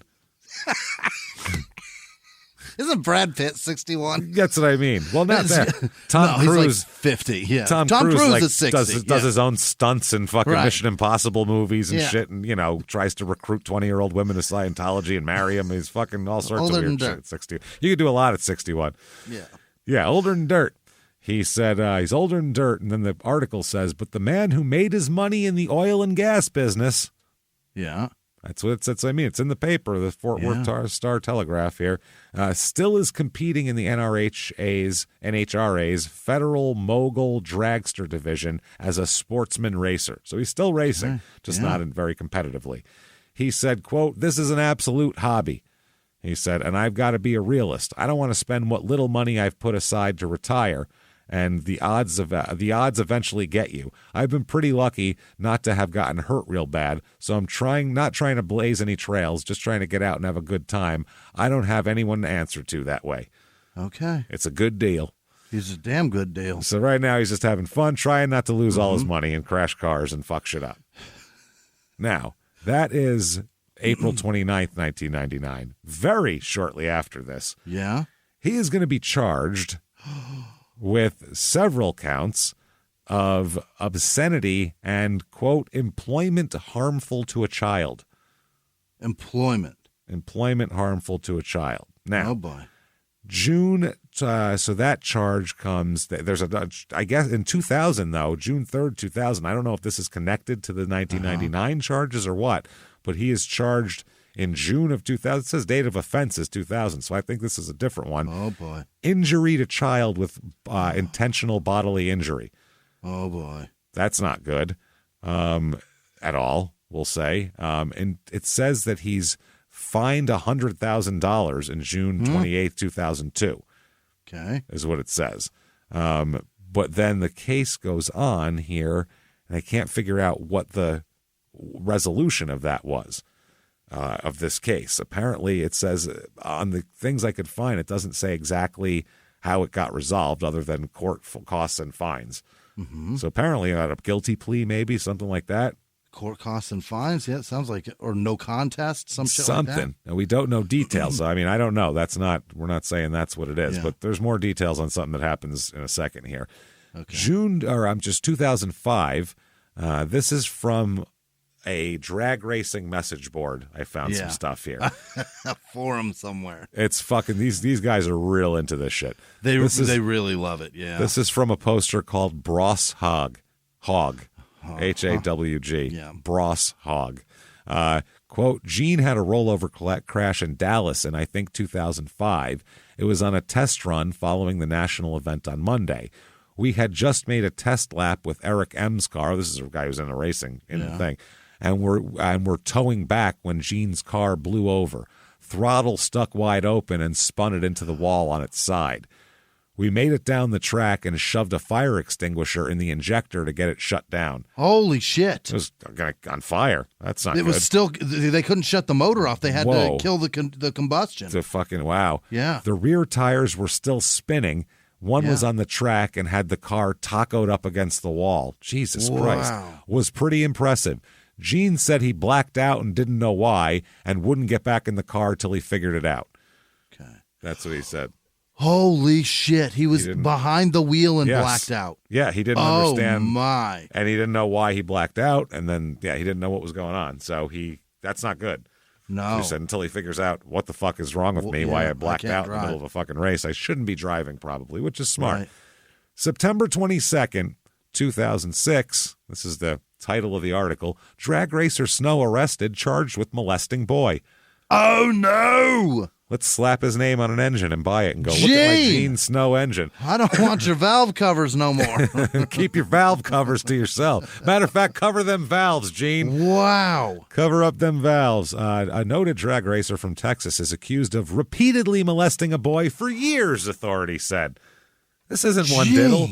Not that one diddle is any better, but this is a systematic. What the fuck? Fucking hardcore. Gene the Snowman Snow surrendered to the Tarrant County Sheriff's Department on September 5th after authorities issued a warrant for his arrest on suspicion of aggravated sexual assault of a child. Oh, my God. He posted $25,000 bail and was released. They said he is. They went on. This is funny. I don't know what this has to do with it in the article. Quote, it was released the same day. Snow, 69 of Bedford, is listed on the National Hot Rod Association's website as one of its top 50 drivers in the organization's history. Well, terrific. So now you know who he is. Where is he on the molester list? Yeah. He was the first funny car driver. They go over all of his stats here. I guess the kid is 17 now. But this is years ago. Yeah. Oh, my. It said a 17-year-old went to sheriff's investigators in July and said that Snow began molesting him when he was in the 5th grade. Jesus Christ. That's 10, everybody. That's so gross. That is fucking disturbing. So they said the teen, who was not identified, said he believes that Snow drugged him at least once and had cut holes in the wall of his guest bedroom so he could watch the boy. What the fuck, man? Wow, I got it. He made like a Scooby-Doo haunted house to He put a picture of the Mona Lisa up and the eyes moved on it, and that's how you could tell it was there's holes in it. This is fucking this is a horrible accusation. Terrible. Then the teen said Snow paid him for sexual favors. $30 on a couple of occasions. Wow, Andy's cheap. Andy's a cheap fuck. Yeah, that's Jesus. That's like a sleazy. That's not even an old strip Vegas. Yeah, that's disgusting. And also he said the abuse continued until recently. Oh my God. For years, from 10 to 16. Oh, Jesus. Based on the teen's statement, Texas Rangers executed a search warrant in August and seized 2 computers, several sex toys, pornography, and other items. He is a deviant. That's not good here. They said that Snow has 7 misdemeanor citations in Tarrant County for public lewdness and obscenity dating back to 1978. So... This could is be like anything. This could be shaking your dick at a kid. He could have been doing horrible things. Now, public lewdness and obscenity has a different kind of hue on it when you look at it through the fact of was apparently allegedly molesting a boy for all this time. Wow. So he's charged with all this shit. May 3rd, 2007, he pleads guilty. Really? It says legendary drag racer from Fort Worth has pleaded guilty to charges stemming from sexual assault accusations a boy made against him. Holy shit. Snow was arrested after the 17-year-old said that, he began molesting him in the 5th grade, drugged him, paid him for sexual favors. And, so he has to plead guilty to something. So that's not good. No, that's terrible. That makes me definitely not want your name on my engine, for sure. That'll take the sheen off your Hall of Fame induction. No shit, I feel bad for that kid, too. Maybe that kid was just, interested in engines, and he's like, I'll show you how to plug a valve. Let me show you my piston. God. And then next thing you know, he's got holes cut in the wall, and it's creepy as fuck. So got to feel bad for that kid and feel bad for him, but not nearly as bad as I feel for Gene Snow, business administration and sales and marketing in Joshua, Texas. Oh. Self-employed and saying, I don't like kids. That should be on his about. Not into kids at all. Not that guy. Not a fan. Next up, Gene Snow, tobacco professional. Much cooler guy. What does that mean? I smoke a lot? I just like to show people how to die. He works for R.J. Reynolds, which is the actual Nick one. Marlboro there. Yeah, he's worked there for a long time, I guess. Directory of Treasury Operations. Jesus. Also, Gene Snow, CPCU. I don't know what the fuck that means. Property Claims Adjuster. Oh, I guess that's probably property claims something. At State Farm Insurance in Ohio. Okay. That poor person, too. Jesus Christ. Hi, this is Gene Snow. I didn't touch anybody. Don't know anything about cars. May 21st, 2007. Okay. Questions over the sexual assault case. I'll read from the article. The Tarrant County District Attorney's Office over the years has prided itself on being tough on sexual predators. But top Tarrant County sheriff's officials are puzzled over the plea agreement the DA offered to one accused child molester with a troubling past. Oh, man. Over the past several years, News 8 has reported on Tarrant County peace officers disturbed by the handling of a select few criminal cases. You know, people who are important. Right. This guy's silver-haired middle-aged white men are way high up, and this isn't even like a team owner. Right. This is the fucking prosecutor or something, or the DA or whatever the fuck it is. What they felt were rock-solid cases, either watered down or dropped altogether. So what happened to the recent sex assault case against racing legend Gene Snow? They called him the Snowman. Gene Snow, the legendary drag racer and funny car racer, who's called the grandfather of drag racing. Wow. Here, but quietly over the years, Snow developed a reputation with the law. Yeah, in 78, arrested for public lewdness. In 84, again for public lewdness. In 99, charged with several counts of obscenity and employment harmful to a child. He had hired a young teen to help run his adult novelty shop. Sex store? He hired a young teen to work in his dildo shop. Oh, my. He made dildos. You can't fucking do that. And they said, did he have the highest horsepower dildos on the market? Oh, these dildos. He made these crazy machines, Jimmy. The first one to have fucking over 300 thrusts per minute. It was crazy. Why was he involved in what the fuck is happening? Because he's a fucking pervert, I believe, would be the word for that. Not that you have to be a pervert to be into sex toys, but to want to have children around during this time. I'd be like, I don't want any kids near this store. They shouldn't even be allowed in the store. Never mind working there. Son, yes, put these self-pulsating vaginas, put them on the top shelf. And put the cock rings on the second shelf. How many times do I have to tell you high-ticket items up top? What the fuck? Sorry. All these self-pleasure tools. Children should certainly be handling and knowing the product. Like, that's the other part. To sell a product, you got to be knowledgeable. Put that on your cock. You're putting all that knowledge into a child's head, you son of a bitch. We place the dildos from smallest to largest on a sliding scale of color. Darkest toward the end, lightest toward the hair. So you'll figure it out. Yes. We need you to know why there are balls on this dildo. You need to know. Let them really slap against your taint. That's what you need to know. This is a child. This is crazy. Unbelievable. So, I guess in this shop, when after this came out, several pornographic devices What's a pornographic device? I guess a sex toy. Pornographic devices and videotapes were seized. Most of the charges were dismissed, and Snow received probation. Wow. Last summer, his trouble with the law escalated. Snow was arrested again, this time by Tarrant County Sheriff's deputies who raided his home in Bedford. The allegations from a 17-year-old boy outlined in court records, quote, from the boy, quote, this is a rough one, he raped me at his home when I was still in the 5th grade. Good Lord. That's horrific. The alleged sexual acts occurred in Snow's home from 2000 through July 2006. The teen gave investigators precise descriptions of evidence they would find in Snow's house and bedroom, from a cat pattern printed bed sheet to pornographic movies, some of which involved what, Jimmie?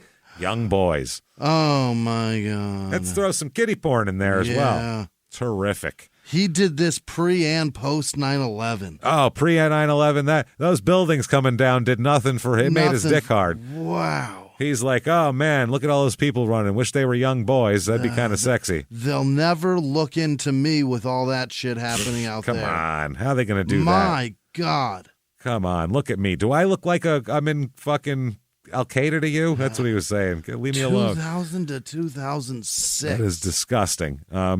Chief Deputy Mike Simmons said his office weighed very carefully the consequences of the teen's allegations. Quote, we removed items from that location and recovered evidence that we felt corroborated the victim's story. If a child knows where you keep sex things and knows specific sex things that you have.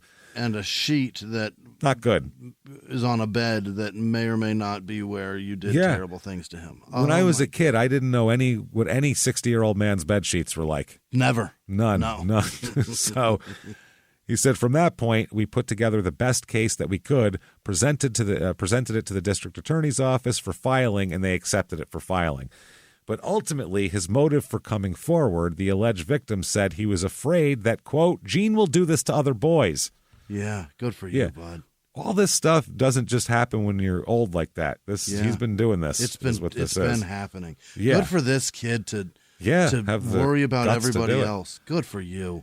They said, we firmly believed that we had a good case, that the information the victim provided us was accurate. On September 21st of last year, the DA's office accepted the case. They said, quote, this time it was serious. Aggravated sexual assault of a child under the age of 14. A crime punishable by up to 99 years in prison. 99. And one that would force him to register as a sex offender, which wouldn't matter if you were in prison for 99 years. At that point, right. They said, yet 3 weeks ago on April 30th, Tarrant County prosecutors lowered the charge to injury to a child under 15 by, quote, touching him with his hand. Why would they do that? The maximum penalty, 10 years in jail. The kid said he raped me when I was in the 5th grade. Right.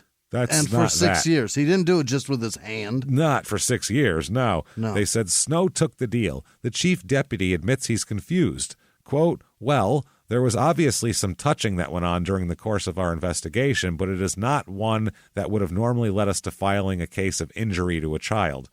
Yeah. So what does he get? You, sir, may fuck off. Probation. What? 3 years deferred adjudication. And, Jimmie, now we're going to level it with him here, a $300 fine. Get out. He learned his lesson, I think, right? Slap his name on some engines and fucking get out there. Oh, my God. Yeah. This is a dirty old man, is what this is. It sounds like. How do you get that kind of a deal as what? I don't know. Okay, for me, it's either if he did it, then he's got to go to prison for this. Yeah. And if he didn't do it, then he shouldn't get anything because obviously he's innocent. So they made a deal somewhere in the middle. They're like, well, I mean, he diddled him, but, I don't know. No, that's not how this works. You've got a kid that can give you an unbelievable description. A1 work, Texas. Tell us how how you deal with crime more, because I'm sure it's really doing well. I'm sure you're doing terrific at it. You fucking let this guy go and execute retarded people, and we're supposed to be all cool with everything. Yeah, all right. Fuck off. We're supposed to trust you with your decisions. At least the only saving grace is if you're going to be executed in Texas, the power has a good chance of going out before they're able to throw the switch. So that's the only. Hopefully, it's during a snowstorm. Yeah, their grid will go down real quick, and then you have at least a fucking few days to figure it out after that. So, we'll be in Dallas, by the way, December 2nd. Come see you in December. See you there, everybody. When there's probably going to be a snowstorm and our show won't happen. We have fun, too. Those are good crowds, usually. Yeah, it's a great place. They said his punishment's probation. Yeah, $300 fine. While it was stipulated that he have no contact with children under 17, which he shouldn't anyway. He's a fucking old man. Why is he hanging out with kids? Clearly spelled out in the conditions was that Snow would not be subjected to conditions normally assigned to a sex offender. In other words, no registration. The things that, guard against this happening more. Those things. All the things that happen to stop all of this. Yeah, to warn people, hey, don't leave your kid with this fucking guy. So they said the victim and his family was not a party to the plea bargain. They didn't even make sure it was okay with them. Yeah. And while it was struck in Judge Sharon Wilson's criminal district court, she was on a scheduled vacation that day. In her place, a visiting judge, Jerry Woodlock. He came in, visited for a day. He's a substitute teacher. Who decided it was a good idea to let this kid diddler just go. What the fuck is happening? He a substitute judge from like a rival county or something? That's what I mean. We're gonna fuck this county all up. Is it? Did they? Is he friends with Gene? I'm not going to go full conspiracy theory, but did they? I mean, I don't know what's going on here. Who knows? So they said neither Woodlock, the defendant Gene Snow, nor anyone from Tarrant County District Attorney Tim Curry, not that Tim Curry, his office, has responded to our request for an explanation. I would say that's something you need to answer for if you do right that. away. You need to say, look, this is why we did this. Yeah. Wow. Meanwhile, Snow is back at his drag racing headquarters and resuming his role as a racing legend. That people, unbelievable. What blew this, dude, is this was swept under the rug like it never fucking happened. Wow. Judge Sharon Wilson says she knew nothing of the plea bargain with Snow until we, the newspaper, brought it to her attention. She didn't even know. No, they did it on her day off or whatever, and she fucking had no idea. While she cannot comment, Wilson has set a special hearing on this case for Monday morning. What happened while I was gone? As for the victim and his family, Snow has already settled a lawsuit with them, and the conditions prohibit them from commenting. He paid them off to fucking NDA them. Wow. June 1st, 2007, not surprising, another victim comes forward against Gene. Yeah. Weird, right? It's not strange. It's not just like he doesn't like kids, but that 10-year-old was just too hot for him to take. That's not what happened here. He's a pervert. Seems like it, yeah. They said new questions are being raised about the prosecution of accused sex offender Gene Snow. A month ago, the district attorney's office allowed the racing legend to plead guilty to a lesser charge of injury to a child, but another of Snow's alleged victims has come forward, telling News 8 he feels his offer to help the DA was ignored. This is another victim that said they went to the district attorney and said, I will happily help you put this guy away. And they said, we got it. We're just going to do a little fucking... We got it. We got this. It's fine. We're going to do a little Texas two-step. Wow. Swing dance, kiddo? Yeah, you'd ever do that? They said that's crazy. Former Gene Snow's been charged with aggravated sexual child assault last October, had been charged, repeated sexual molestation. Yes, he avoided a sex offender designation. He did not have to be registered. And received 3 years probation. That was troubling information for a man from Idaho who wishes only to be identified as Scott. Quote, I'm angry, I'm outraged, says Scott, who claims to be another of Gene Snow's victims. Back in the late 80s, oh boy, Scott says he was a 15-year-old fan of then funny car racing legend Gene Snow. He says Snow befriended him. Yep. In the summer of 87, Scott says Snow invited him to his home in Fort Worth, where he says he was molested. Jesus, quote, he pretty much seduced me. There was no drugs involved. He invited me to his home and tried to make me feel comfortable, and that's pretty much how it happened. Yeah, he's a child. You're not allowed to do that. Courted, groomed, and got to disarm a child. Yeah, that's exactly what a pedophile and a predator does. Yep, he didn't drug this one because this one was pliable. He was in awe of him. Right. He was a fan of his.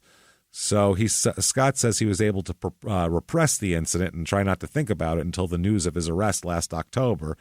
And he said it was at that point he asked an attorney friend to contact the DA's office, to contact Tim Curry specifically, to offer to help to put him away.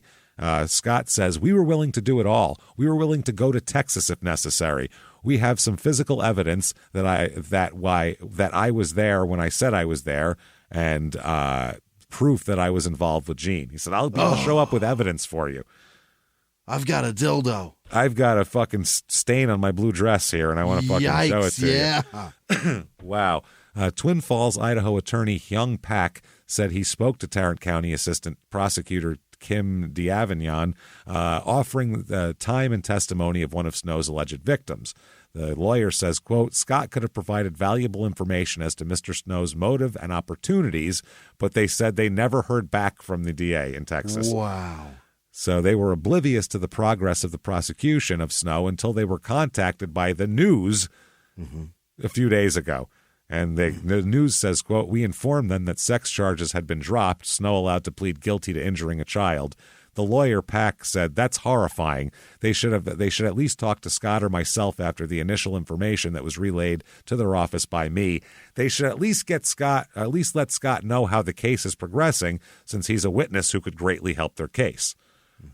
But Scott himself is the most pissed off.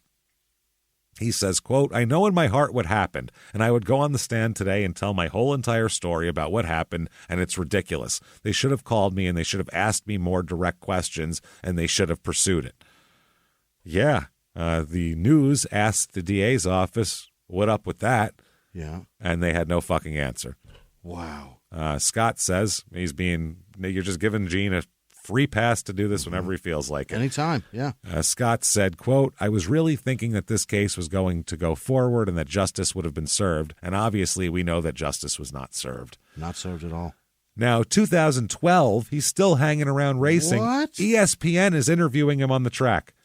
Oh, Jesus. Just interviewing him, not mentioning him. Hey, convicted child sex predator. Heard about some things. Gene Snow here. Come on, Gene. Like, if you introduce him like that, fine. Yeah. Tell the world who he is that way, and then he can say what he wants. But they don't. They're just like, racing legend Gene Snow, what do you have to say about this? And I found one of these drag racing message boards. Yeah. Some people are pissed. Some are not so pissed. People are pissed that he's out there talking? Yeah. So I found some comments. These are the people who care about this shit. And they said, quote, somebody involved want to give ESPN director a heads up before they have their pit reporter interview a well-documented child molester. Biggest event of their year, the drag racing, not ESPN. Internationals. And they choose to put this deviant on the air. And how did he get in the goddamn racetrack? Who let him in? Yeah. Why is he here? There's kids here. How did he get in the goddamn racetrack? Yeah. There's kids at a racetrack. I love that they said goddamn. Yeah, because it's the only way to fucking put it. How do you get on a goddamn track? This is a person he's getting more and more pissed. Who let him in? And once NHRA saw him there, they should have refunded his ticket purchase and walked him out of the gate. But we'll probably hear later that Glendora sent him free credentials. That wouldn't surprise me, I guess. Simply unbelievable. God damn it. So somebody responds to this person's comment, Oh, God, I want to punch you already. He runs a/fuel car in Top Alcohol Dragster, has for years. His car was at Indy with Chase Copeland behind the wheel. He was on the line watching his former driver, Spencer Massey, with the Traxxas shootout. While I don't condone what he did, there's no... You're doing it. You cannot start a sentence about a child molester with, while I don't condone what he did, because you're about to defend a child molester. Yeah, you're about to condone the shit out of it. I just crossed my arms and went, yes. Go. Keep going. What else you got? Please proceed. Love you to expand on that. What else are you going to say? Well, I don't condone what he did. There's no reason he can't be there as long as he wasn't doing anything illegal at the track. He's not supposed to be around kids, and there's kids at the track. There you go. That's illegal. That's illegal. No reason NHRA shouldn't let him be involved with our sport. My 2 cents. Our sport? How's this your sport, sir? This is fucking insane. Why can't we? It doesn't matter that he's a child molester. We should be able to let child molesters walk around the pit area. What's the big fucking deal? I don't know. Children are there. Holy shit. That's what they do. Wow. Then somebody says, Gene Snow is still active in NHRA competition. I remember reading an interview a while back that he wanted to get back into Top Fuel but couldn't afford it. No mention of diddling kids at all. Just interesting story about Gene. Next up, Massey is in the seat because of Snow's crash. Originally, it was supposed to be Steve Torrance, but Massey is Snow's fair-haired boy. Oh, that sounds... Oh, my. Let's hope he's of age, at least. And he outbid the Torrance family.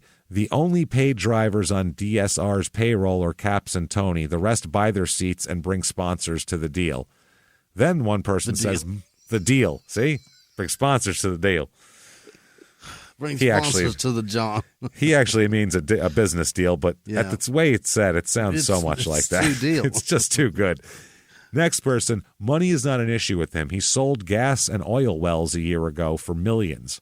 Okay? Like him or not, he has pleaded his way out of serious charges, and they probably cannot stop him from coming. Like him or not, what happened to, if I see him there, I'm going to punch him in his fucking mouth because he's a child molester. Hey, Gene, don't show up to the track because we're all going to kick your fucking ass if we see you. Probably what happened to that? Stop him from coming? Gross. Can't stop. Free country. Okay. That person should be banned from everywhere.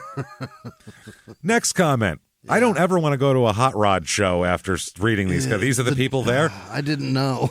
It looked fun. I'm learning so much. I believe Massey's dad and Snow are lifelong friends. Massey drove for Snow before he drove for Snake. So there's your guy. Yeah. Snow helped Massey get a job. I bet he did. What kind of job? We don't know. With Snake. And when that fell through, he assisted with DSR. Snow has plenty of money and can afford about anything he wants. I don't think he wants to put out the effort required to run a top fuel car or wants the publicity, but that's just my opinion. I have no personal knowledge. I'm not excusing anything he's done or been accused of. You son of a bitch.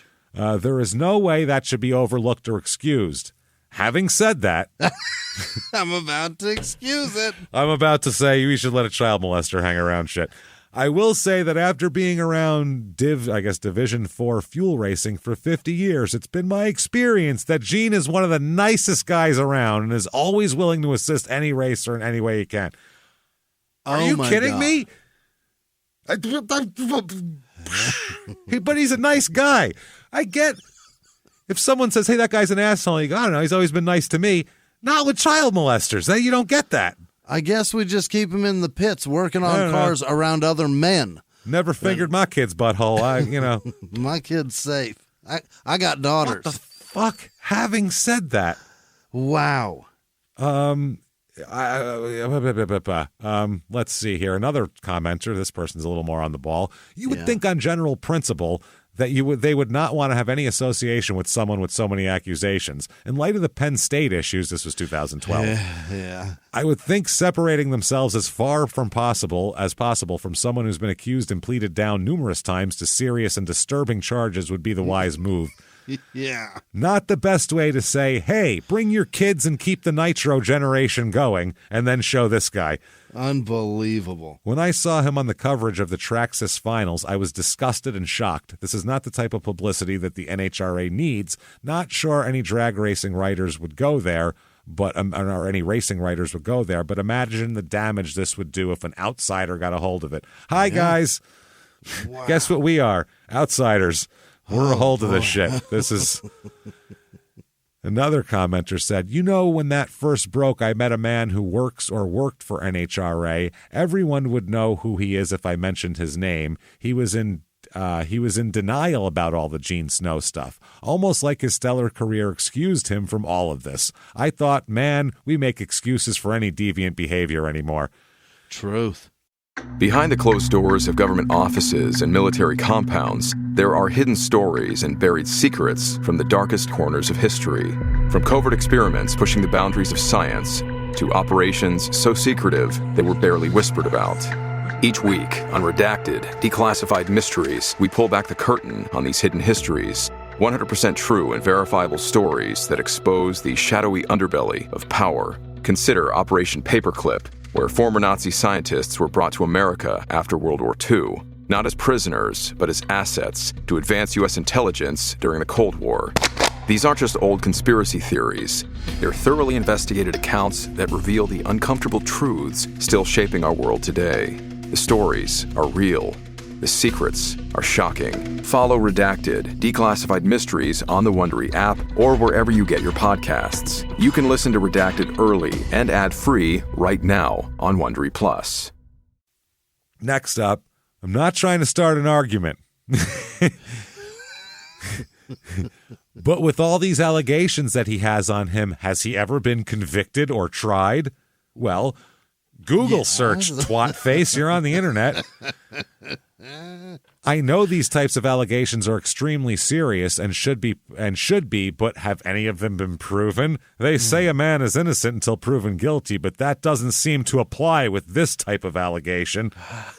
And the dipshit of the fucking day award goes to commenter Megadeth on fucking whatever message board this is. Yeah. And then finally here, the last comment, quote, I don't condone what Gene has done, but people seem to be real selective as to who's okay for what they have done wrong and who is not. Yeah, we are. We draw the line at fucking kids is what we do. When a fifth grader says he raped me, I go, that's where the line is, right before that. That's a bad guy. That's a bad guy. That's a bad guy. Oh, I say, he robbed a bank? I don't know. I don't own a bank, so maybe he'll be okay to me. Hired children to sell dildos. Bad guy. Bad guy. And then drilled. Oh, Jesus Christ. Gene isn't the first to do anything wrong, and the long and short of it is he has never gone to jail. Sweetheart deals aside, he pleaded. Idiots. Wow. Let's take up another case, Jerry Ruth. He was convicted and served time in jail for drug trafficking. Who fucking cares? That's not... Yet he is held in high regard every time he comes around the races. Nobody says anything bad about him because they don't have to hide their children. That's why. He's not going to go up to your fucking 10-year-old and say, you want to buy a kilo of blow, probably. Wow. Fuck. Nobody says anything bad about him. What about all the people whose lives he ruined by trafficking drugs? Okay, that's the same children, thing, man. They're innocent children. I could go on, as there's many racers who've been caught doing something against the law and that have done time for it. But this isn't the forum. Actually, this is exactly what this is.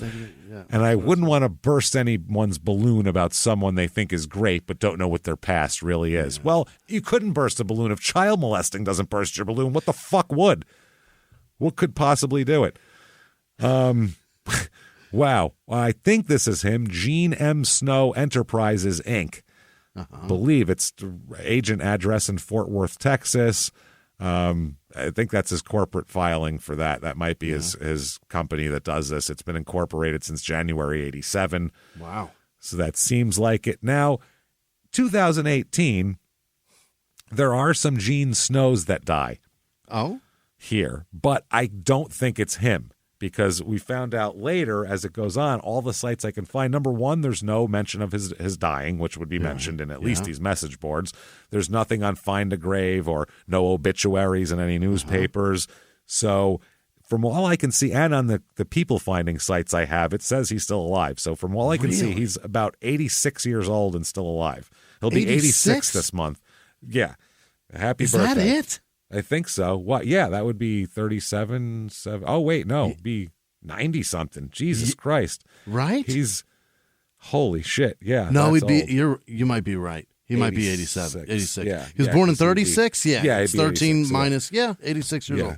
This is why we didn't try math before, because we were bad at it. So there's that. Otherwise, Gene's still out there wandering. Dirty, even older man now, I guess. That's so frightening. Allegedly. So, yeah. No, it's not even allegedly. He got convicted of doing shit. So, there you go. Number 26 of top 50? He's like in the top 50. Right in the middle of the top 50 drivers of all time. You looked it up? Is it 26? Yeah, 26. Gross.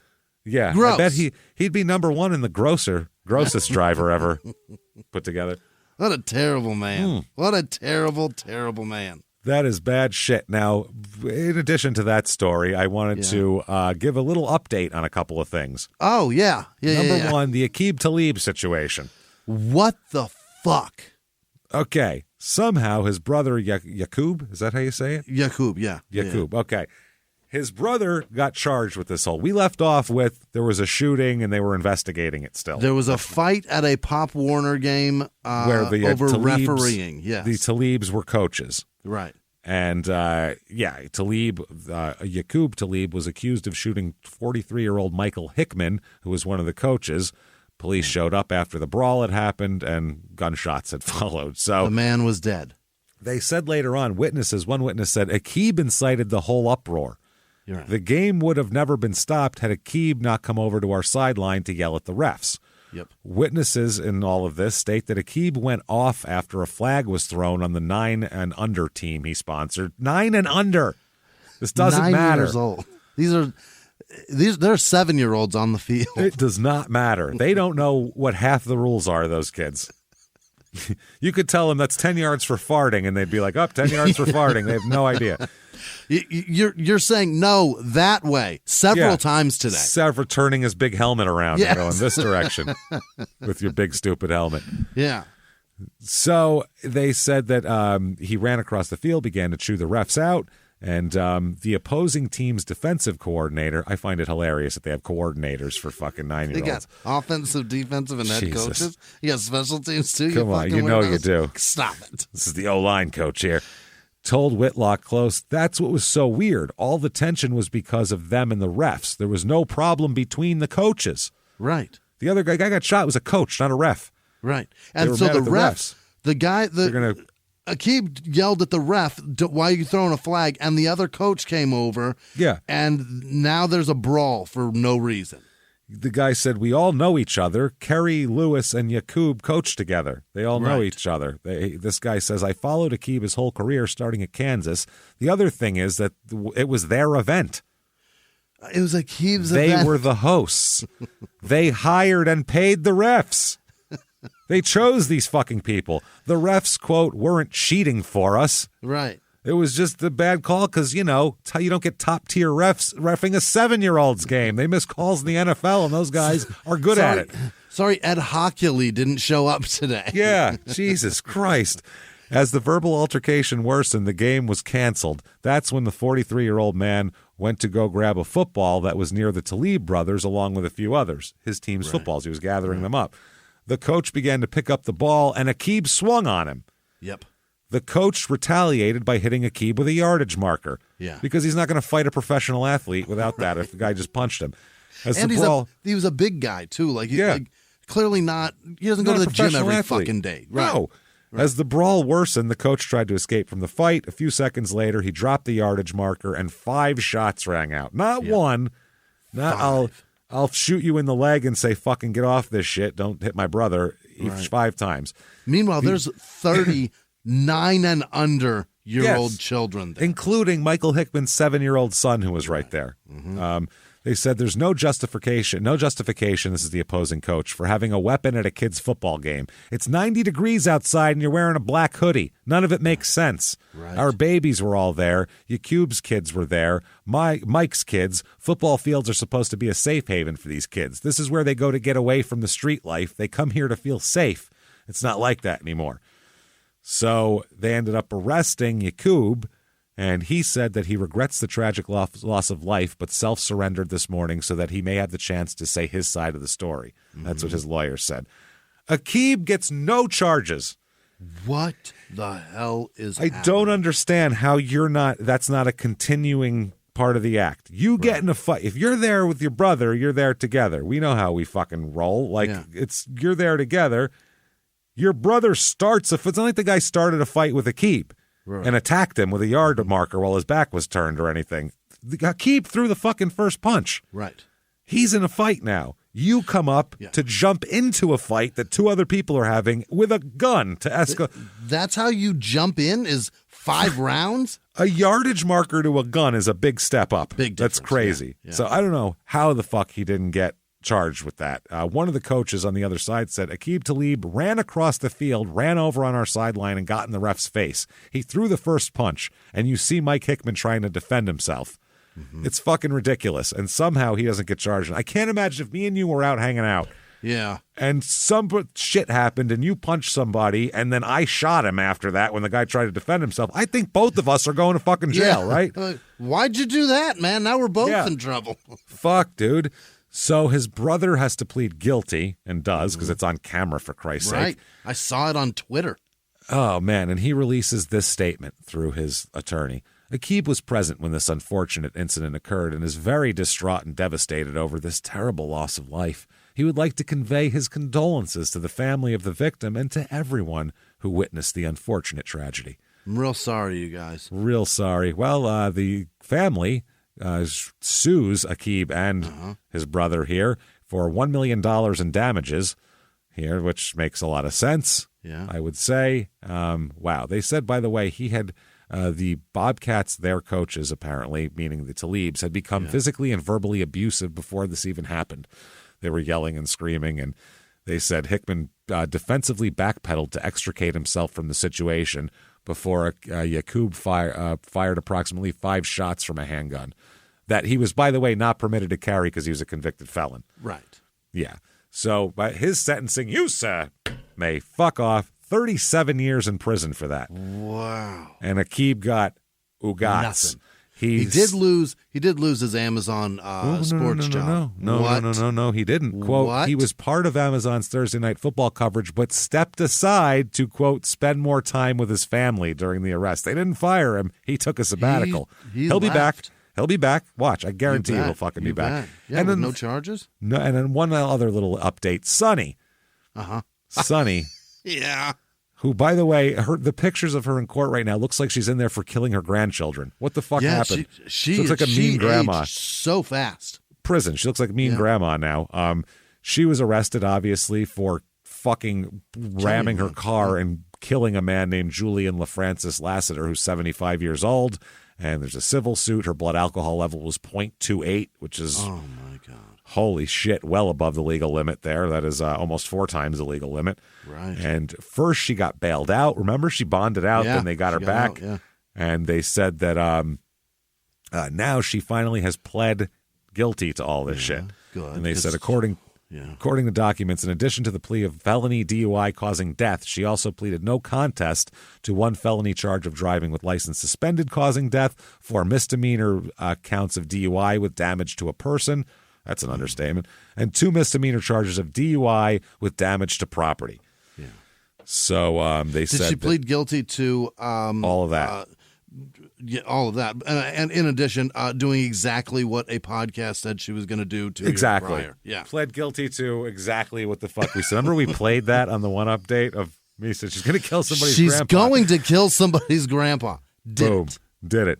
These charges carry a maximum sentence of up to 25 years in prison. It should be longer, but go on. She's definitely going to do a decade. We'll put it that way. And sentencing has not been scheduled yet. We're still waiting on that. That could take forever. She pled guilty? She has pled guilty to all of these very bad charges that have 25 years in prison maximum on them. So she's fucked. There's that. But Gene Snow is even grosser. That's disgusting. Gene Snow and Aqib Talib are still out there. She's fucked, and so is a 5th grader, so this is gross. That said, terrific. Thank you. Hope you enjoyed this episode. If so, please get on whatever app you're listening on. Give us 5 stars. It helps immensely. It really, really does. Doesn't matter what you say. Just say something nice, and it helps. So say, I love Diamond Dick and the Wax Stick.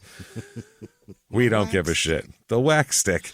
There's that, so definitely do that. Head over to shutupandgivememurder.com. October 26th is our virtual live show for Small Town Murder. Anywhere in the world you want to see our show, you can see it. The tickets are on sale right now at shutupandgivememurder.com/virtual live. So get them now. October 26th, Halloween themed. We'll be wearing costumes. You bet. It'll be available for a week after that. You can watch it once, twice, 3 times a lady. I don't give a shit what you do with it. Many times as you want. Check it out and get in there and hang out with us while you're at shutupandgivememurder.com. You also want to get tickets for regular live shows. Oh, yeah. About the only one with any tickets available right now is Dallas, December the 2nd. Mm-hmm. So we'll do that, and then later on in the year, we'll announce next year's too, because we'll stay on the road. So do that and hang out with us, shutupandgivememurder.com. You also want to follow us on social media at Crime and Sports, on Facebook and Twitter at Small Town Murder, on Instagram, Threads, and there. So do that. Follow us there. You also definitely want Patreon. You for bet. sure. Patreon.com/Crime and Sports is where you get all the bonus materials. Yeah. $5 a month or more, whatever you want, is the minimum. All you need to do. A cup of coffee will get you tons of bonus episodes, over 200 bonus things to binge on. And then growing. it's growing every other week, because every other week, 2 new episodes, one Crime and Sports, one Small Town Murder, and you'll get it all. This week, what we have for you for Crime and Sports, we're going to talk about a hockey thing that happened, a gambling ring involving, Rick Tocchet was one of the guys who's a very famous hockey player. Jesus. He had to plead guilty to something. It's a gambling operation that was going on in hockey in the 2000s. This is very recent, called Operation Slapshot. Very creative, the federal government always in coming up with their operations. And in addition to that, because it reminded us of it, we will talk about the movie Slapshot also, because we had never seen it, and I had it mixed up with another movie, and we saw it finally, both of us, on the same night, and went, "This is great!" And so we didn't get to. Somebody shouts "frog pussy." Oh, it's great, frog pussy, and then you you feel shame, and then you go free. But we'll talk about that, because we didn't get a chance to, I guess we didn't know about that it was that good when we talked about our top sports movies. So we'll talk about that. What a movie. Yeah, it's great. Then for Small Town Murders bonus, we're going to talk about, because of Burning Man being what happened there. An absolute disaster. And that people are actually buying tickets to Fire Festival 2. Out of their minds. I have a couple of bridges to sell you and everything else. We're going to talk about Fire Festival, what went wrong, what's up with Billy McFarland, the guy scamming, lying asshole who put that together, and why anyone would believe a fucking word this guy ever says. We'll talk about all of that and more. Patreon.com/Crime and Sports. And you get a shout out. You bet. At the end of the show, where Jimmie will mispronounce your name. As a matter of fact, when the fuck does that shout-out happen? Right now. Hang out with us, listen to this, and you don't even have to keep your 10-year-olds away, because neither of us will diddle them. There you go, everybody. Jimmie, hit me with that list right now. This week's executive producers are Martin's son, Stephen Mall, Kyle Norweg, and his pup responding well to treatment. That's wonderful. Terrific. Claude Cavallo, Catherine Connaughton up in Canada. Thank you, Catherine. That was Connaughton in Canada? Incredibly sweet. Connaughton in Canada. Yeah. In Canadiana. What an angel of a woman.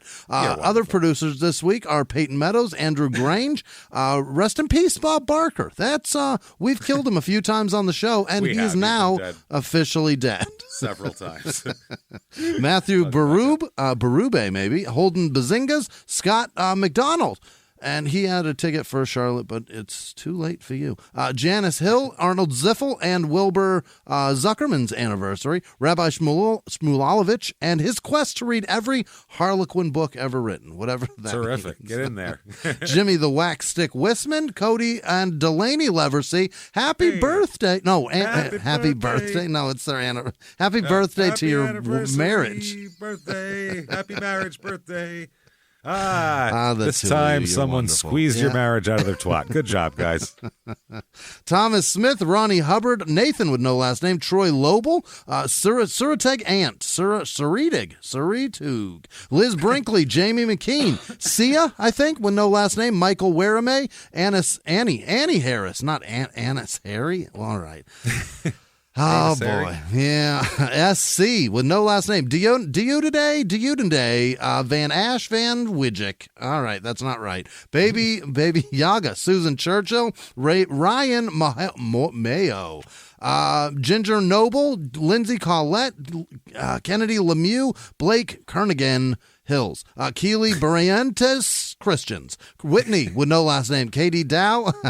Melanie Scott. Darren Foyle. William Brown. Susan with no last name. KB Carson. William Mentillo. Emmy with no last name. Mark Parambo. Ashley with no last name. Zach with no last name. Kendall with no last name. Richard Herman. Taylor Mann. Nick Robinson. Sophie Tix. Jonathan Bennett. Joel Dulka. Crystal with no last name. Jessica Collier, Fiddly Frog, Taylor Burns, Eric from Portland, Tommy D, Jean E. Johnson, Sky Man, Brianna Taylor, Bobby O'Hara, Gina Fortune, Andrew Garanje, Justin with no last name, Etienne Peralt, Carissa with no last name. Peralt. Yep. Sonia Harry. Angeli. Angeli Peptic. Paul Harris. Patrick Morales. Anna K. LP. Son Barrett. Megan Gorey. Adam B. Devin Martinez. Arab.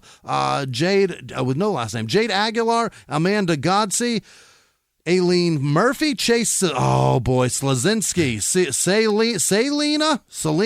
Selena and Kendall Reeve, Jacob Nuss, Bernadette with no last name, Bailey Bune, June Richardson, Home Slice and the Boat, Adam with no last name, Dr. MX Kelly, Holly Dennis, Sarah J, Lisa C. Wirt, Lisa C. Wirt, all right, Jenna Nadalis, Cameron Smith, Nathan Weddle. All right, Amory DeJoey, Amari DeJoey. All right, Shannon Sprout, Tammy Brown, Leslie with no last name, Mike Hawks. All right, are you proud of you? Tommy Parisi, Garrett Gardner, Alex Thornhill, Maria Hunter, Jordan Tornabini, John Lurcher, Lisa Chamberlain, and Matthew Berube, Alan, Lorberbaum, Taylor Smith, Mary Willis, Larry Conger, Erica Knoll, Ethan Whitehead, Kirshner's 14358. That's not a phone number. Cam with no last name, Daryl Yarrow, Chad Wilbur, Jess with no last name, Jen Johnson, Brittany Matt White, Courtney Quam, Micah Chatfield, Robert Forbes, Angela, Cardo, Kayla Phi, Declan with no last name, Catherine Chirac, Gilly Bobs, Nellie Fonzarelli, Alexis Kaijenki, Abby S. Perfect. Nailed it.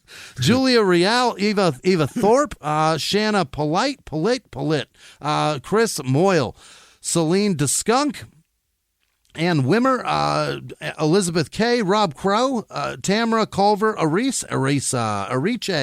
Clorinda Harvey with no, Chris with no last name, Henry Purdy, Kristen Cunningham, Landon Wayne, Jade Trimble, Beverly Soulshine, Bianca with no last name, Joe Fight, Tia Holly, Dabrovsko Jazara Jr., Arara, all right, ARA, that's a name, that's a person. Right. Thank you. Elisa Adlam, Angie Richards, Jay Melton, Bob with no last name, Donovan Black, Brendan Brett, Andrew I expected something more complicated. Brett. I took a breather for that. Andrew Revelis, Roy Wethington, Mike Kubiak, probably not. Maybe, Gary's possibly. It was a Yahoo address. It probably is. Chloe Pickering, Ryan Fosna, Stephanie Price, Natasha Armstrong, Kelly Carter, Jesse Wilkins, Jory Thompson, Weston Tucker, Natalie Marie, P.S., that's just the names, Lucy Gunderson, Tony Smith, Amber Rowley, Kate Hedges, Caitlin Long, Jamie Campbell, Paul Churicato, Kara Chaco, all right, Corey Madison, Linda Gravely, Kevin Deerstein, Otter with no last name, Ashley Smith, Michael Barrett, Kat Harvey, Cora Lukehart, Keith Lennon, Christy with no last name, Vicky with no last name, Megan with no last name, Alana Renee, Alyssa Lemon, Chris Conley, Nicole Schuldays, Deborah Hounsel, Mike with no last name, Lori Checkley, Mandy Ramirez, JJ Blueheart, Susan Bryan, Brandon Peterson, Trisha Reddy, Jessica Long, Caitlin Wellborn, Jenny Gilliam, L. Heed, Jill Free, Kaylee Buchholz, Tanya Layden, Jesse Wallace, Jennifer Madison, Warbegals, Wald Vogel, Stephanie Lynn, Daniel Cropley, Hannah with no last name, Daniel Farron, Leah Apple, Chris Ferguson, Bruce Ballweg. All right. Nice name. Chris, Strong. those balls, Bruce. Strong name. Chris Allen, Peggy Simmons, Terry Esposito, Scott Wales, Cade Roach, Isaac Klinger, Dylan Graham, Kaylin Baker, Nikki with no last name, Joe Neely, Brody Pemberton, Matthew Wilson, Kendall Ramage, Morgan Ruhlman, Roman, Amy Elder, Scott Wadico, Simone Claxton, Josette Thiel, Lord Beno maybe, Melissa with no last name, Miss Beans for breakfast, Miranda Childers, Zoe Tuttle. What is it? Avoid her by lunch. Zoe Tuttle, Carol Andrades, Tiffany Lambert, Andrew Chiala, Tiffany Hensley Cummings, Patricia Pratt Terry, Colleen McGinnis, Elizabeth Jackson, Mark Lilly, and all of our patrons. You're amazing. Thank you so much. Thank you, everybody, you wonderful, wonderful bastards. We appreciate every goddamn thing that you do for us. Thank you so much for every support review. Is palpable. For every Patreon subscription, for every time you tell your friends or post on social media, it helps a lot. For every time you do that, an angel gets its wings. So truth. Thank you so much for doing all that. And every time you do it, a pedophile dies. It's true. A pedophile gets hit by a funny car. That said, if you want to follow us on social media individually, you can do that real easy. Head over to shutupandgivememurder.com. Yeah. The menu's there, links to everything. Keep doing that. Keep coming back, God damn it. Live from the Crime and Sports Studios. We'll see you next week. Bye.